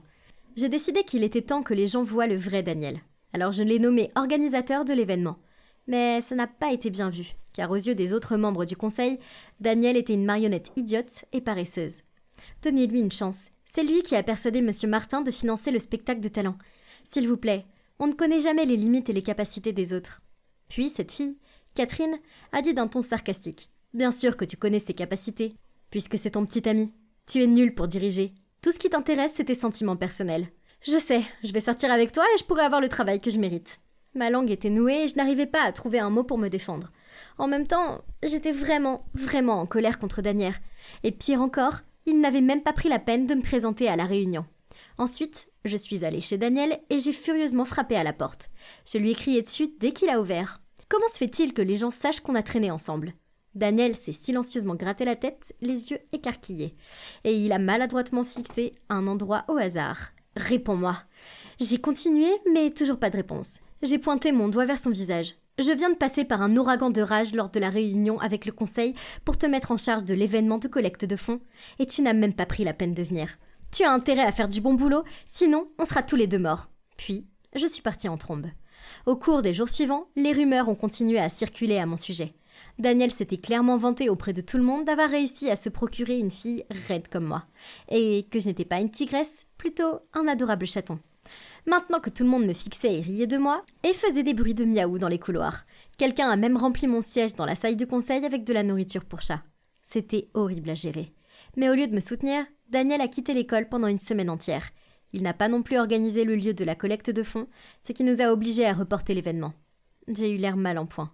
Alors le professeur m'a fait un cours sur la responsabilité et m'a fortement conseillé de quitter le conseil étudiant. C'est ce que j'ai fait. Mathilde est responsable maintenant. Après ça, je ne pouvais plus affronter l'école. Alors je me suis enfermée dans ma chambre et j'ai pleuré en repensant à tout ce qui s'était passé. D'abord, Léo m'a quittée, puis tous les autres membres du conseil se sont moqués de moi. Puis j'ai perdu ma place au conseil pour lequel j'ai travaillé dur parce que j'ai fait confiance à la mauvaise personne. Ah, Daniel. Ce qui m'a fait le plus mal, car il était exactement ce que les autres décrivaient comme étant enfantin et insensible. J'étais déchirée entre l'envie de ne plus jamais le voir et le fait qu'il me manquait comme pas possible. Maintenant, je n'avais plus personne et je me sentais si seule. Et mince, la solitude est atroce. Alors, quand il m'a appelée, j'ai répondu. Il m'a dit qu'il était devant chez moi. Je suppose que je devais au moins l'écouter, non ? Hey, ma belle, écoute. Il a attrapé ma main et m'a regardé droit dans les yeux. Ça n'a pas d'importance, d'accord ? Le conseil, la position de président, ces gens, ils n'ont pas d'importance. Le plus important, c'est que tu sois heureuse. Et je vais te rendre heureuse. Je voulais tellement croire ces paroles, alors je l'ai laissé m'emmener dehors. Nous avons fini dans ce restaurant bruyant avec des serveurs qui chantaient. Il a trouvé ça hilarant, mais je me suis sentie si mal à l'aise. Puis, sur le chemin du retour, il m'a traînée dans cette salle d'arcade et m'a laissée pour qu'il puisse jouer à un jeu du zombie. En le regardant tourner et tirer, j'ai réalisé à quel point nous étions différents. Je suppose que je m'accrochais à lui parce que j'avais perdu tout le reste. Qui étais-je devenue ? Je me sentais comme une étrangère à moi-même. Ce n'était pas moi, et Daniel n'était pas fait pour moi. Il s'est précipité vers moi et s'est accroché à mon bras avec enthousiasme. « Camille, viens voir mon meilleur score. » J'ai secoué la tête et j'ai dit tranquillement. « C'est terminé. » J'ai retiré mon bras et je suis partie. Après cela, je me suis tenue à l'écart. Et à l'école, j'ai évité Daniel et les anciens membres du conseil autant que possible. J'ai eu mal quand j'ai vu les affiches pour le concours de talent de l'école, mais ce n'était plus mon problème. J'ai reçu un message de Daniel disant quelque chose à propos de sa fête de fin d'études. Mais je l'ai ignoré. La vérité est qu'il n'est tout simplement pas le bon pour moi. La vie était une blague pour lui. Et par conséquence, il m'a fait sentir comme une blague moi aussi. Je me sens tellement perdue que je devais passer l'été avec mes grands-parents à la campagne, loin de tout et de tous. J'ai besoin de temps pour me ressaisir, pour qu'à mon retour, je sois la fille forte, confiante et indépendante que j'ai été, car cette version de moi me manque vraiment. Chacun d'entre nous doit apprendre à surmonter les choses par lui-même, sans compter sur les autres, surtout quand ces autres en question ne sont pas les bons pour nous. Je venais de terminer mon service et je sortais du café pour rentrer chez moi, quand j'ai soudainement entendu une voix me dire « Bonjour, vous êtes Catherine Mille ?»« Quoi d'autre, je suis déjà épuisée. » Je me suis retournée à contre-cœur vers une vue qui a fait que mon sang se glaça dans mes veines. Debout devant moi, il y avait une fille avec un visage exactement comme le mien. « Qui es-tu » j'ai bégayé. J'avais l'impression d'avoir des hallucinations. Elle m'a souri et m'a dit « Je suis Lucie. Ce portefeuille est à vous ? Oh waouh, vous l'avez trouvé ? Je l'ai laissé tomber au match de baseball des Seattle Marines. Je ne pensais pas le revoir un jour. C'est vrai, on s'est rencontrés là-bas. » Puis Lucie a sorti une casquette et l'a mise. Attendez, cette casquette me semblait si familière. Tout comme ce sourire. C'est toi que j'ai accidentellement bousculé au stade ? ça doit être le moment où j'ai fait tomber mon portefeuille. J'étais tellement pressée d'aller à mon siège que j'ai percuté Lucie. À l'époque, elle portait cette casquette et je n'avais vu que son sourire. Mais maintenant que je la vois debout ici, c'est comme si je me regardais dans un miroir. J'ai continué à la regarder pendant qu'elle disait « Oui, c'est moi. En fait, je suis venue te trouver non seulement pour te rendre ton portefeuille, mais aussi parce que j'ai besoin d'une faveur. On peut discuter une seconde ?»« Bien sûr. Retournons dans le café. » Quelle faveur pouvait-elle bien vouloir ? Eh bien, j'étais sur le point de le découvrir. « Catherine, je vais juste te le dire franchement. Nous avons quelque chose en commun, toi et moi, n'est-ce pas ?» J'ai hésité à parler, mais je savais exactement de quoi elle parlait. Ensuite, elle a poursuivi. « Je veux dire, regarde-nous. Tu es en fait mon sosie, ce qui m'amène à te demander cette faveur. Catherine, j'espérais que tu pourrais te faire passer pour moi. Je te paierai, bien entendu. Je te paierai très bien. » Avant même que je puisse répondre, Lucie m'a tendu une enveloppe et m'a montré une photo de gens très chics. « C'est ma famille, » a-t-elle dit. « Attends, quoi ? Il s'avère qu'ils étaient royaux ou quelque chose du genre. Son grand-père avait été comte au Royaume-Uni, puis ils avaient déménagé ici à Washington. Ils sont ce que l'on appelle une famille aristocratique. Donc ouais, méga riche. Ça doit être bien, j'ai pensé. Cependant, c'était étouffant pour Lucie. Et tous les devoirs qui viennent avec le fait d'être une famille de la noblesse la rendaient folle. De plus, il y avait un autre petit problème. Elle était amoureuse d'un gars que sa famille n'approuverait certainement pas, parce qu'il venait d'une famille normale. Ses parents avaient fait en sorte qu'elle épouse le fils d'un des plus riches PDG du pays. Et donc, c'est ce qui nous a réunis aujourd'hui. Elle voulait m'engager pour que je me fasse passer pour elle, afin qu'elle puisse être avec son amoureux sans problème. J'étais stupéfaite. Et si quelqu'un le découvre ? J'ai marmonné, et j'ai remis l'enveloppe dans ses mains en disant que c'était trop d'argent. Mais Lucie a juste ri. « Oh, c'est juste une avance. Tu recevras tellement plus. S'il te plaît, je t'en supplie. Pense-y. » Puis elle m'a regardée avec une véritable tristesse dans les yeux. J'avais vraiment de la peine pour elle, mais j'avais besoin de temps. Et il valait mieux d'abord demander l'avis de ma mère. Depuis que je suis toute petite, j'ai toujours parlé des choses avec elle. Elle était la seule famille que j'avais et la seule en qui je pouvais avoir confiance. Maman saurait quoi faire. En rentrant à la maison, j'ai trouvé ma mère qui m'attendait à table. Nous avons dîné ensemble en silence, car je pouvais à peine me concentrer. Elle a tout de suite su qu'il se passait quelque chose. « Chérie, que s'est-il passé au travail ?» J'ai hésité puis je lui ai tendu la photo de famille de Lucie. Ma mère, comme vous pouvez le deviner, a été choquée de voir à quel point Lucie me ressemblait, et je lui ai raconté ce qui s'était passé plus tôt. Je lui ai expliqué qu'elle m'avait offert une tonne d'argent pour que je me fasse passer pour elle, mais que cela me semblait risqué. J'avais supposé que ma mère s'y opposerait catégoriquement, mais ce qu'elle a dit m'a surpris. La pauvre fille.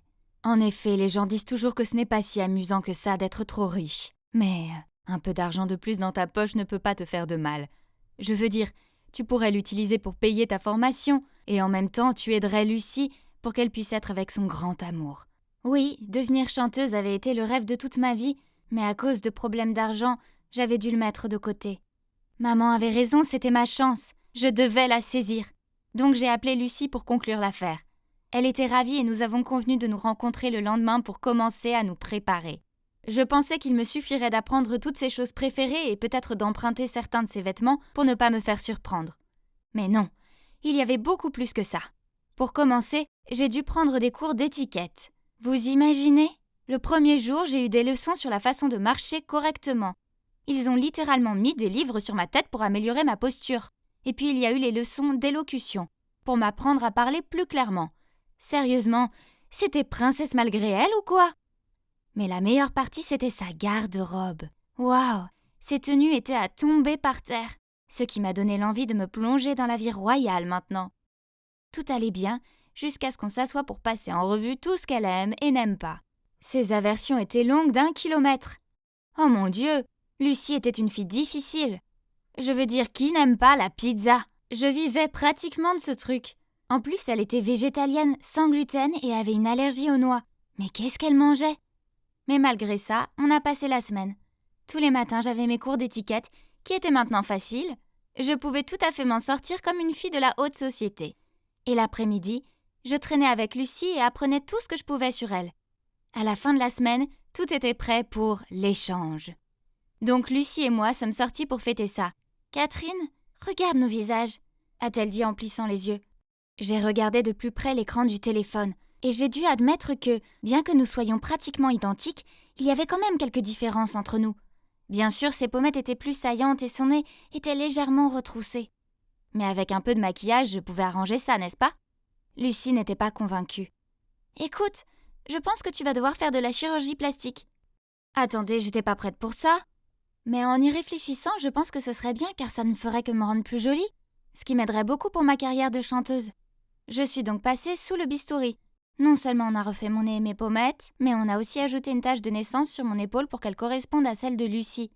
J'avais l'air d'une momie égyptienne avec tous mes bandages en sortant de la salle d'opération. Mais quand le jour pour les enlever est venu, j'étais stupéfaite. Juste une petite retouche pouvait me rendre aussi incroyable. J'ai virevolté devant le miroir dans l'une des robes à paillettes de Lucie et j'ai souri. Nous allions vraiment y arriver. Lucie était encore plus contente que moi. Elle s'est tournée vers moi et a dit « Prête pour la fête de famille ?» Oh waouh! Donc ma première mission était déjà arrivée. J'ai regardé Lucie nerveusement et elle a gloussé et dit « Oh, ne sois pas nerveuse, c'est juste le premier anniversaire du bébé de ma cousine. Rien de bien grave, mais toute la famille de Maxime sera là. C'est la famille dans laquelle je suis censée me marier. » Ok, maintenant j'étais encore plus inquiète. Lucie m'a dit de simplement faire ce que j'avais appris dans les cours. Quant à Maxime, elle m'a dit de l'ignorer car c'est ce qu'elle faisait habituellement. Il était habitué à être traité par-dessus l'épaule. Eh bien, au moment où je suis arrivée à la fête, j'étais déjà tellement accablée. Je n'en croyais pas mes yeux. La maison de son cousin était en fait un palais avec des majordomes et un grand escalier à l'entrée, comme dans les films. J'ai presque dû me pincer pour croire que j'étais là. En entrant, l'un des majordomes m'a demandé de le suivre jusqu'à la salle de banquet. Une salle de banquet? C'est fou! Il y avait des lustres en cristal suspendus à chaque partie du plafond, et la pièce semblait être littéralement faite d'or. J'ai remarqué que le père de Lucie se tenait au milieu de la pièce avec un jeune couple et un bébé. C'était le cousin de Lucie, et le bébé était manifestement la raison pour laquelle cette fête incroyable avait été organisée. J'ai pris une profonde inspiration, me suis ressaisie et me suis dirigée vers eux comme mon professeur d'étiquette me l'avait appris. Je les ai salués avec désinvolture, et il semblait que personne ne sentait rien de bizarre, pas même le père de Lucie. Cependant, j'avais toujours peur que quelqu'un s'en rende compte. Alors j'ai pris un verre de vin et je suis allée me mettre dans un coin juste pour être en sécurité. Alors que je tripotais le verre et que j'essayais de ne regarder personne, un type s'est approché de moi et a fait teinter mon verre. Oh là là, le gars le plus cool et le plus beau de tous les temps était là, debout, à me sourire. Je lui ai souri poliment, en essayant de ne pas rougir, puis j'ai réalisé. N'était-il pas Maxime et Lucie, l'heureux couple? Soudain, j'ai entendu le père de Lucie, à quelques mètres de là, parler dans notre direction. Vous êtes tous les deux exquis ensemble. Sois gentil avec lui maintenant, Lucie, n'est-ce pas? Ouais, c'est Maxime, le fiancé que Lucie n'aime pas du tout. D'accord, je dois être froide avec lui, sinon je vais tout gâcher pour Lucie. Mais bon sang, il est tellement beau! Je me suis rapidement dirigée vers la table des desserts et j'ai commencé à me gaver de biscuits aux amandes. N'importe quoi pour me distraire de Maxime. Alors que j'en prenais un troisième, j'ai entendu Maxime crier. Et l'instant d'après, il courait vers moi en criant « Lucie, pose-le, il y a des noix dedans !» J'ai laissé tomber le cookie sous le choc. C'est vrai, j'étais censée être allergique à ces délicieux encas. J'avais complètement oublié ça. Mon Dieu, je me suis retournée pour voir que tous les yeux étaient sur moi. C'était un désastre. J'étais comme une biche prise dans les phares d'une voiture et je ne savais pas quoi faire d'autre. J'ai fait semblant de m'évanouir. Maxime m'a immédiatement porté quelque part pendant que quelqu'un appelait le médecin de famille. Je n'ai jeté un coup d'œil que lorsque j'ai senti qu'on me laissait tomber sur un lit. Et waouh, même leur chambre d'amis était magnifique.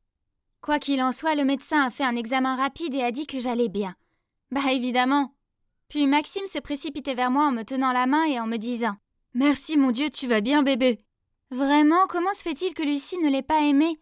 Il était si gentil. Il me regardait si affectueusement. Attendez, il regardait Lucie en fait. Oh, ça devient bizarre. Je suppose que j'ai commencé cette mission du mauvais pied. Mais ce premier incident m'a aidée à devenir plus prudente. Et je me suis améliorée dans mon rôle de Lucie. J'étais comme un agent secret qui pouvait être appelé par le devoir à tout moment. Parfois on me trouvait en tant que princesse, d'autres fois j'étais serveuse. Ma vie était de plus en plus chargée, mais beaucoup plus amusante. Et puis un jour, Lucie est apparue soudainement à ma porte, avec un air amoureux. Comme c'était étrange, d'habitude elle ne me contactait que par téléphone, et elle m'a dit « Catherine, j'ai une grande mission pour toi. En s'asseyant, elle a posé une enveloppe gonflée sur la table et a dit « Catherine chérie, j'ai besoin d'une grande faveur cette fois-ci. Alors voici le truc. Arthur et moi allons en Asie pendant 1 mois et je me demandais si tu pouvais emménager chez moi et me remplacer. » J'étais choquée. 1 mois c'est un peu long. Je veux dire, je vais sûrement me faire prendre. Oh, je suis pas sûre, Lucie. J'ai essayé d'éviter son contact visuel, mais elle continuait à me supplier et avait l'air d'être sur le point de pleurer. Oh mon Dieu, qu'est-ce que je dois faire? Les gars, s'il vous plaît, donnez-moi des conseils. Et restez à l'écoute, je reviendrai bientôt avec la partie 2 pour vous dire comment les choses se passent. Pourquoi j'ai un mauvais pressentiment à propos de tout ça? Dans la première partie de mon histoire, j'ai rencontré mon sosie, Lucie, qui s'est avérée être issue d'une famille super riche de sang royal. Nous avons conclu un accord selon lequel je devenais sa doublure pour la remplacer lors des fêtes royales ennuyeuses, afin qu'elle puisse être librement avec l'amour de sa vie que sa famille n'approuvait pas. C'est comme un travail à temps partiel qui m'a aidé à gagner un peu d'argent supplémentaire pour poursuivre mon rêve de devenir chanteuse. Mais un jour, Lucie est venue me demander d'emménager dans son manoir et de jouer ce rôle de princesse pendant 1 mois entier, pendant qu'elle partait en Asie avec son petit ami. Il fallait y réfléchir sérieusement. Comment j'étais censée continuer à faire ça 24 heures sur 24, 7 jours sur 7? Je me voyais déjà en train de me faire coincer. Sentant mon hésitation, Lucie a plaidé à nouveau. « S'il te plaît, je te donnerai tout ce que tu veux. Ça signifierait tellement pour moi et Arthur. Tu peux le faire, Catherine, on croit en toi. » Elle m'a regardée avec ses grands yeux de chiot. Oh non, que faire? À ce moment précis, ma mère est sortie de la cuisine et a dit « Tu as fait du bon travail jusqu'à présent, ma chérie. Je suis sûre que tu vas y arriver cette fois aussi. Ne t'inquiète pas, ça va bien se passer. » Eh bien, je ne pouvais pas dire non maintenant. Alors j'ai fait un signe de tête à Lucie, ce qui l'a fait crier de joie. « Youpi! Tu m'as rendue tellement heureuse! Demain, à 15 heures, je t'attendrai. » Puis elle a souri à ma mère. « Merci, Madame Mille. » Et donc, j'ai emménagé le jour suivant. Il n'y avait que moi et le père de Lucie vivant dans ce merveilleux manoir. Oui, ainsi que leur majordome et quelques dizaines de femmes de ménage. Vous voyez le tableau. Heureusement, le père de Lucie était rarement à la maison, donc j'avais la maison pour moi toute seule. C'était le bonheur. Je n'avais pas à lever le petit doigt.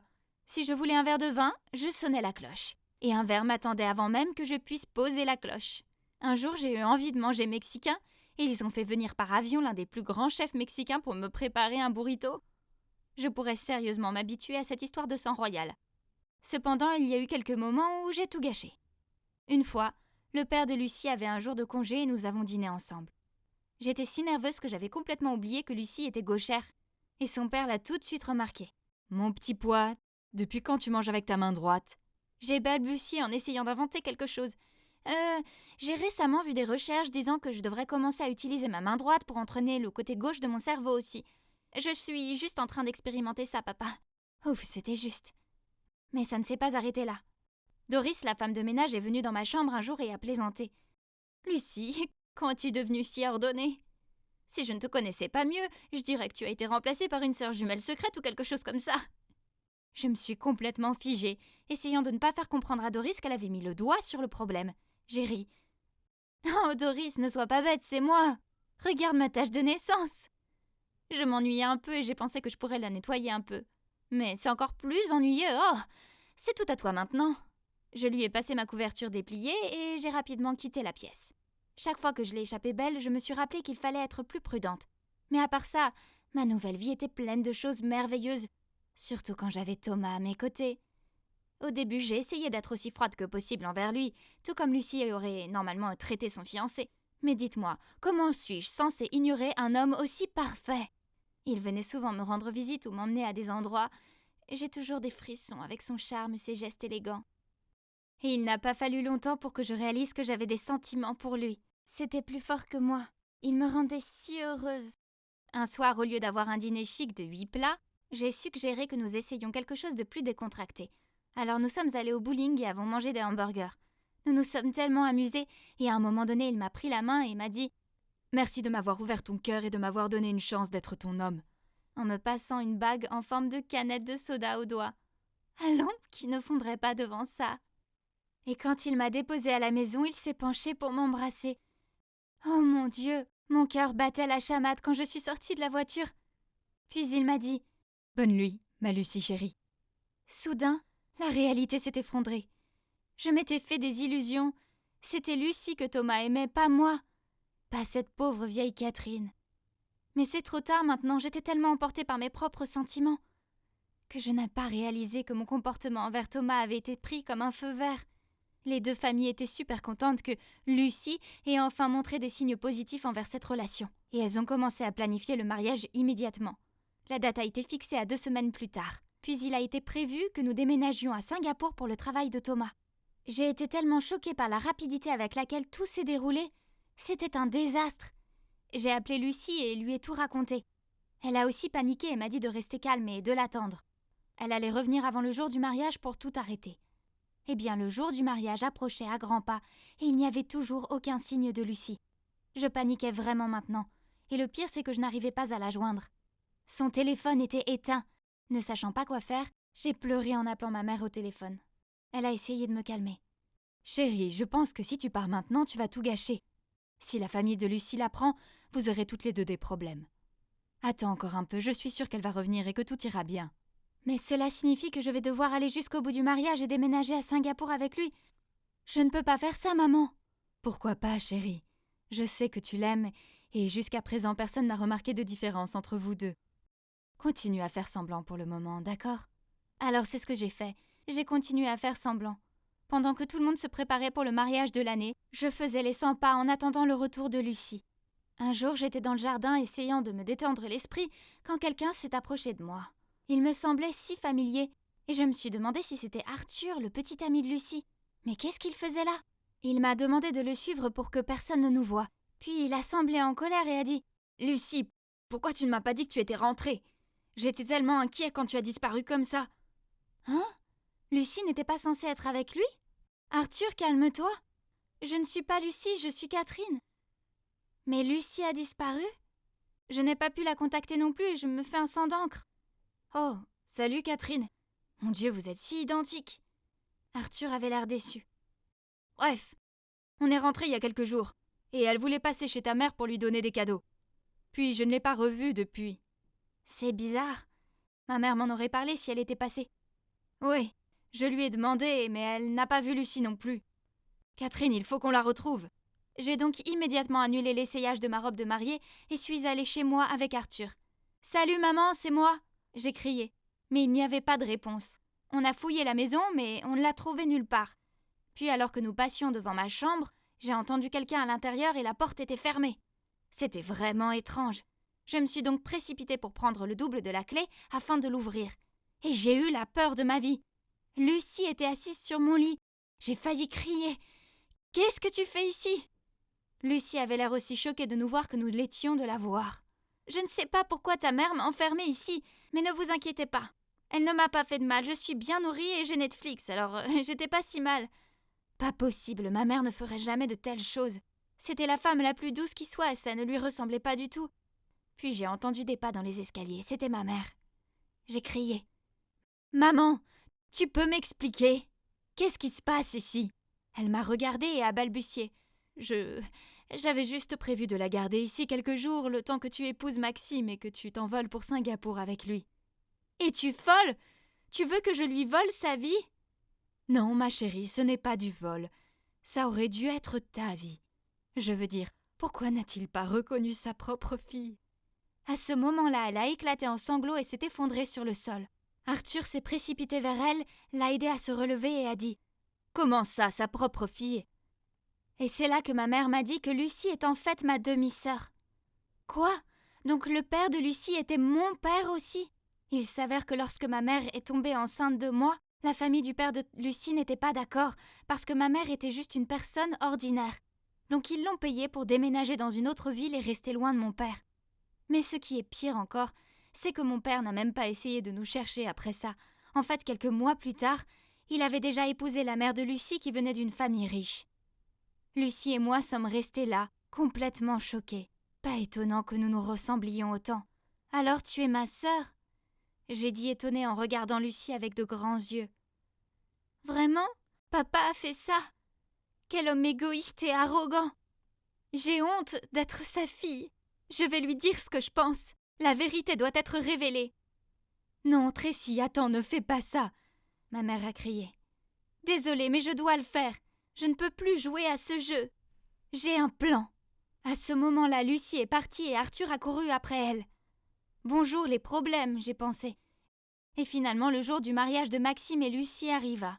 Moi, ma mère et Arthur sommes arrivés déguisés. Quand le vicaire leur a demandé de dire le « je le veux », Maxime l'a dit immédiatement, mais Lucie a fait une pause. Toute l'église a retenu son souffle en attendant son « je le veux », mais il n'est jamais venu. Au lieu de cela, elle a dit « Je ne peux pas faire ça, Maxime. Je suis désolée. » C'est alors qu'Arthur est apparu et Lucie a couru vers lui et lui a pris la main. « Cet homme, il est le véritable amour de ma vie. » Bien sûr, le père de Lucie était furieux. Il s'est levé de son siège et a crié devant tout le monde. « Que diable se passe-t-il » Et c'est à ce moment-là que je me suis sentie si fière de Lucie. Elle a dit « Je n'aime pas Maxime, papa. Il mérite d'être avec quelqu'un qu'il aime vraiment en retour. C'est à ça que sert le mariage, non ? Il devrait être basé sur l'amour, pas sur le statut ou l'argent. Et de toute façon, je ne veux pas blesser quelqu'un comme tu l'as fait. »« De quoi parles-tu ? Qui ai-je blessé ?» Il avait l'air abasourdi. « Ma mère, la mère de Catherine et Catherine elle-même aussi. » Lucie nous montre du doigt ma mère et moi. Tout le monde dans l'église a été surpris en regardant Lucie et moi à tour de rôle. Nous étions vraiment identiques. On aurait dit qu'il allait s'évanouir quand il a vu ma mère. Puis, la main tremblante, il m'a désignée et a dit « Et qui est-ce » Ma mère s'est avancée vers lui et a dit « C'est Catherine, ta fille, celle que tu as abandonnée. » Waouh, je ne pensais pas que ma mère avait ça en elle. Honnêtement, la tension dans l'air était folle. Les gens ont commencé à chuchoter et à s'agiter sur leur siège.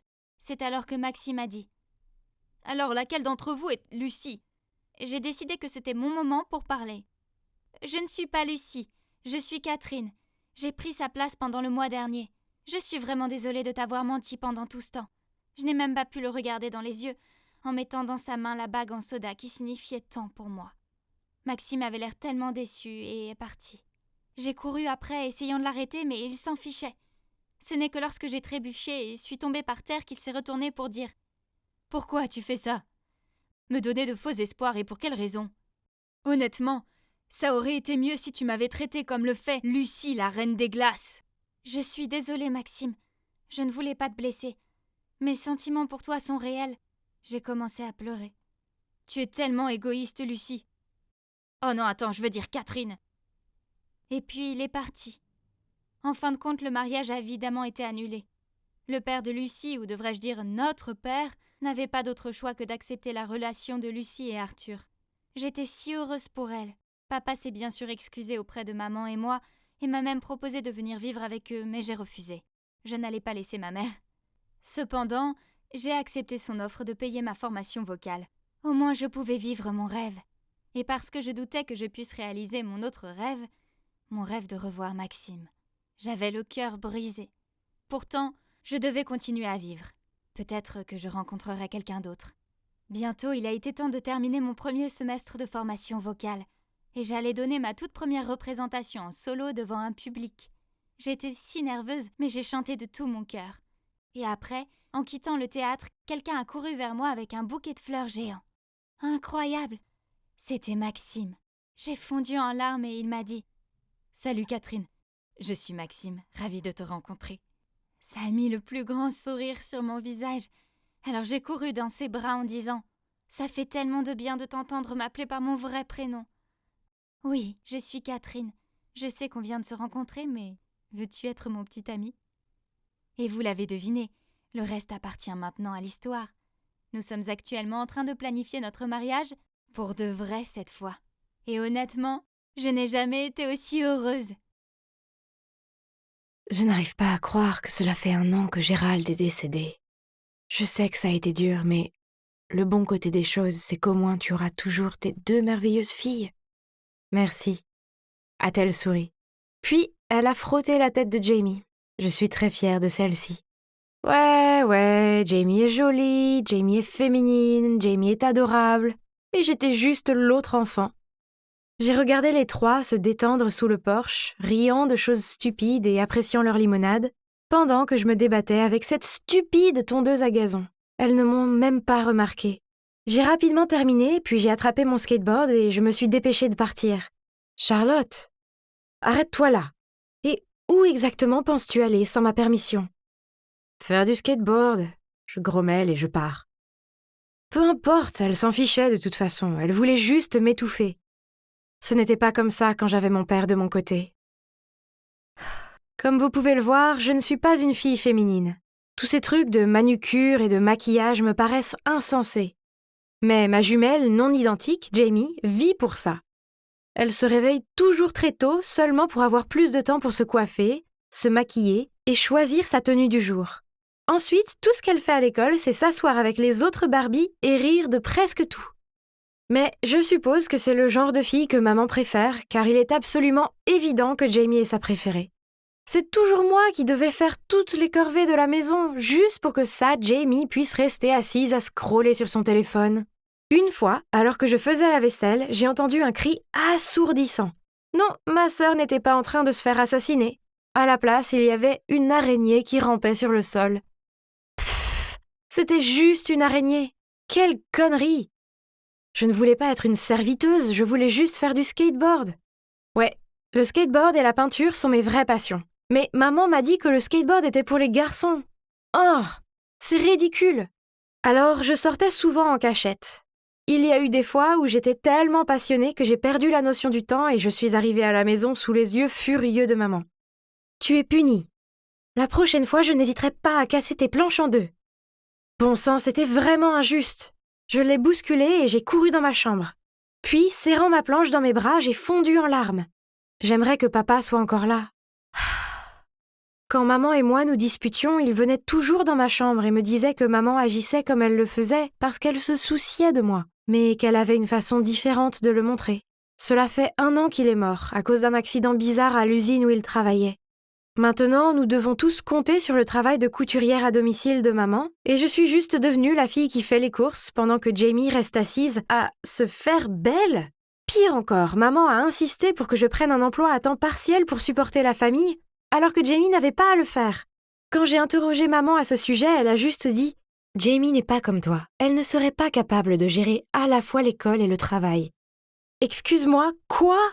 Mais je savais qu'il était inutile de se disputer avec maman à ce sujet. Quoi qu'il en soit, tout s'est bien passé et j'ai trouvé un travail dans ce magasin de skateboard cool.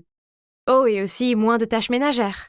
Un après-midi pluvieux, le magasin était calme, alors j'ai sorti mon carnet de croquis et dessiné quelques skateboards. Puis mon manager, Alex, a regardé par-dessus mon épaule. Oh oh, j'avais des ennuis?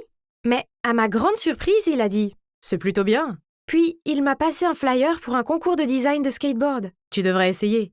Je devais participer à ce concours, alors j'ai passé tout mon temps libre enfermé dans ma chambre à travailler sur mon design. Je n'ai pas vu maman ou Jamie pendant 1 semaine entière. Quelle tranquillité! Et devinez quoi? J'ai gagné le premier prix! C'était génial! Cependant, maman m'a arraché l'argent du prix pour des raisons financières familiales. Donc mon argent allait être utilisé pour acheter de nouveaux vêtements et du maquillage pour Jamie. Incroyable! Je ne voulais plus vivre sous ce toit, mais à 15 ans, où pouvais-je aller?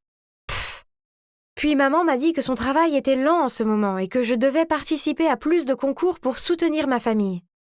Ça me libérait des corvées, alors j'ai accepté. Et j'ai gagné presque tous les concours. Mais ça m'a énervée de ne pas pouvoir garder mes récompenses. Puis quand j'ai vu Jamie se vanter de ses nouvelles chaussures, j'ai eu envie de les arracher de ses pieds et de les lui jeter à la figure. Oh! Je pensais que les jumeaux étaient censés avoir une sorte de connexion profonde ou quelque chose du genre. Eh ben, pas moi et Jamie. Nous ne pourrions pas être plus différentes. Enfin, j'avais un jour de congé, alors je suis allée faire du skate avec Alex. J'ai pris ma planche et j'étais sur le point de partir quand maman m'a barré le passage. « Charlotte, où crois-tu aller? Jamie a un rendez-vous demain et sa robe doit être lavée à la main. » Quoi? C'était ridicule, ça. J'ai roulé des yeux et j'ai dit « Dans ce cas, elle n'a qu'à la laver elle-même. » Ne prends pas cette attitude avec moi, jeune fille. Tu vas faire ce qu'on te dit. À travers des sanglots de colère, je lui ai crié « J'aimerais que tu ne sois pas ma mère !» Puis j'ai couru à l'étage dans ma chambre. Juste à ce moment-là, on a sonné à la porte. Ma mère s'est calmée, s'est éclaircie la gorge et a ouvert la porte. Pourquoi est-ce qu'il y avait une voiture de luxe dans notre allée? Et pourquoi un couple à l'allure riche se tenait-il sur le pas de notre porte? Curieuse, je me suis cachée derrière le mur pour voir qui ils étaient et pourquoi ils étaient là. En écoutant aux portes, j'ai découvert que le couple était les Richard. Ils venaient de prendre leur retraite après avoir travaillé pour le gouvernement dans le département des renseignements secrets.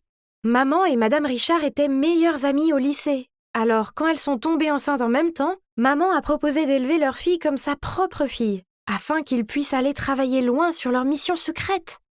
Nous avons tous les deux pris une retraite anticipée et nous pouvons enfin profiter de la vie.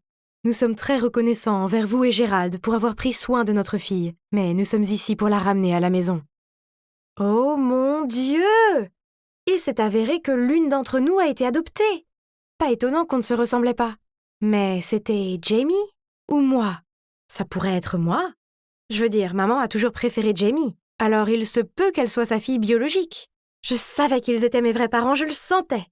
Alors, j'ai pris une grande respiration et je suis sortie nerveusement pour les rencontrer. Jamie, viens ici, ma chérie.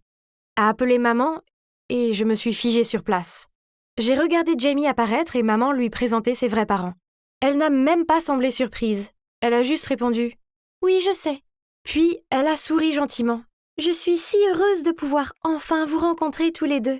Les Richards ont roucoulé sur Jamie comme si elle était un chiot ou quelque chose comme ça. Ils ont ensuite été émus et tout. Oh, ça m'a donné envie de vomir.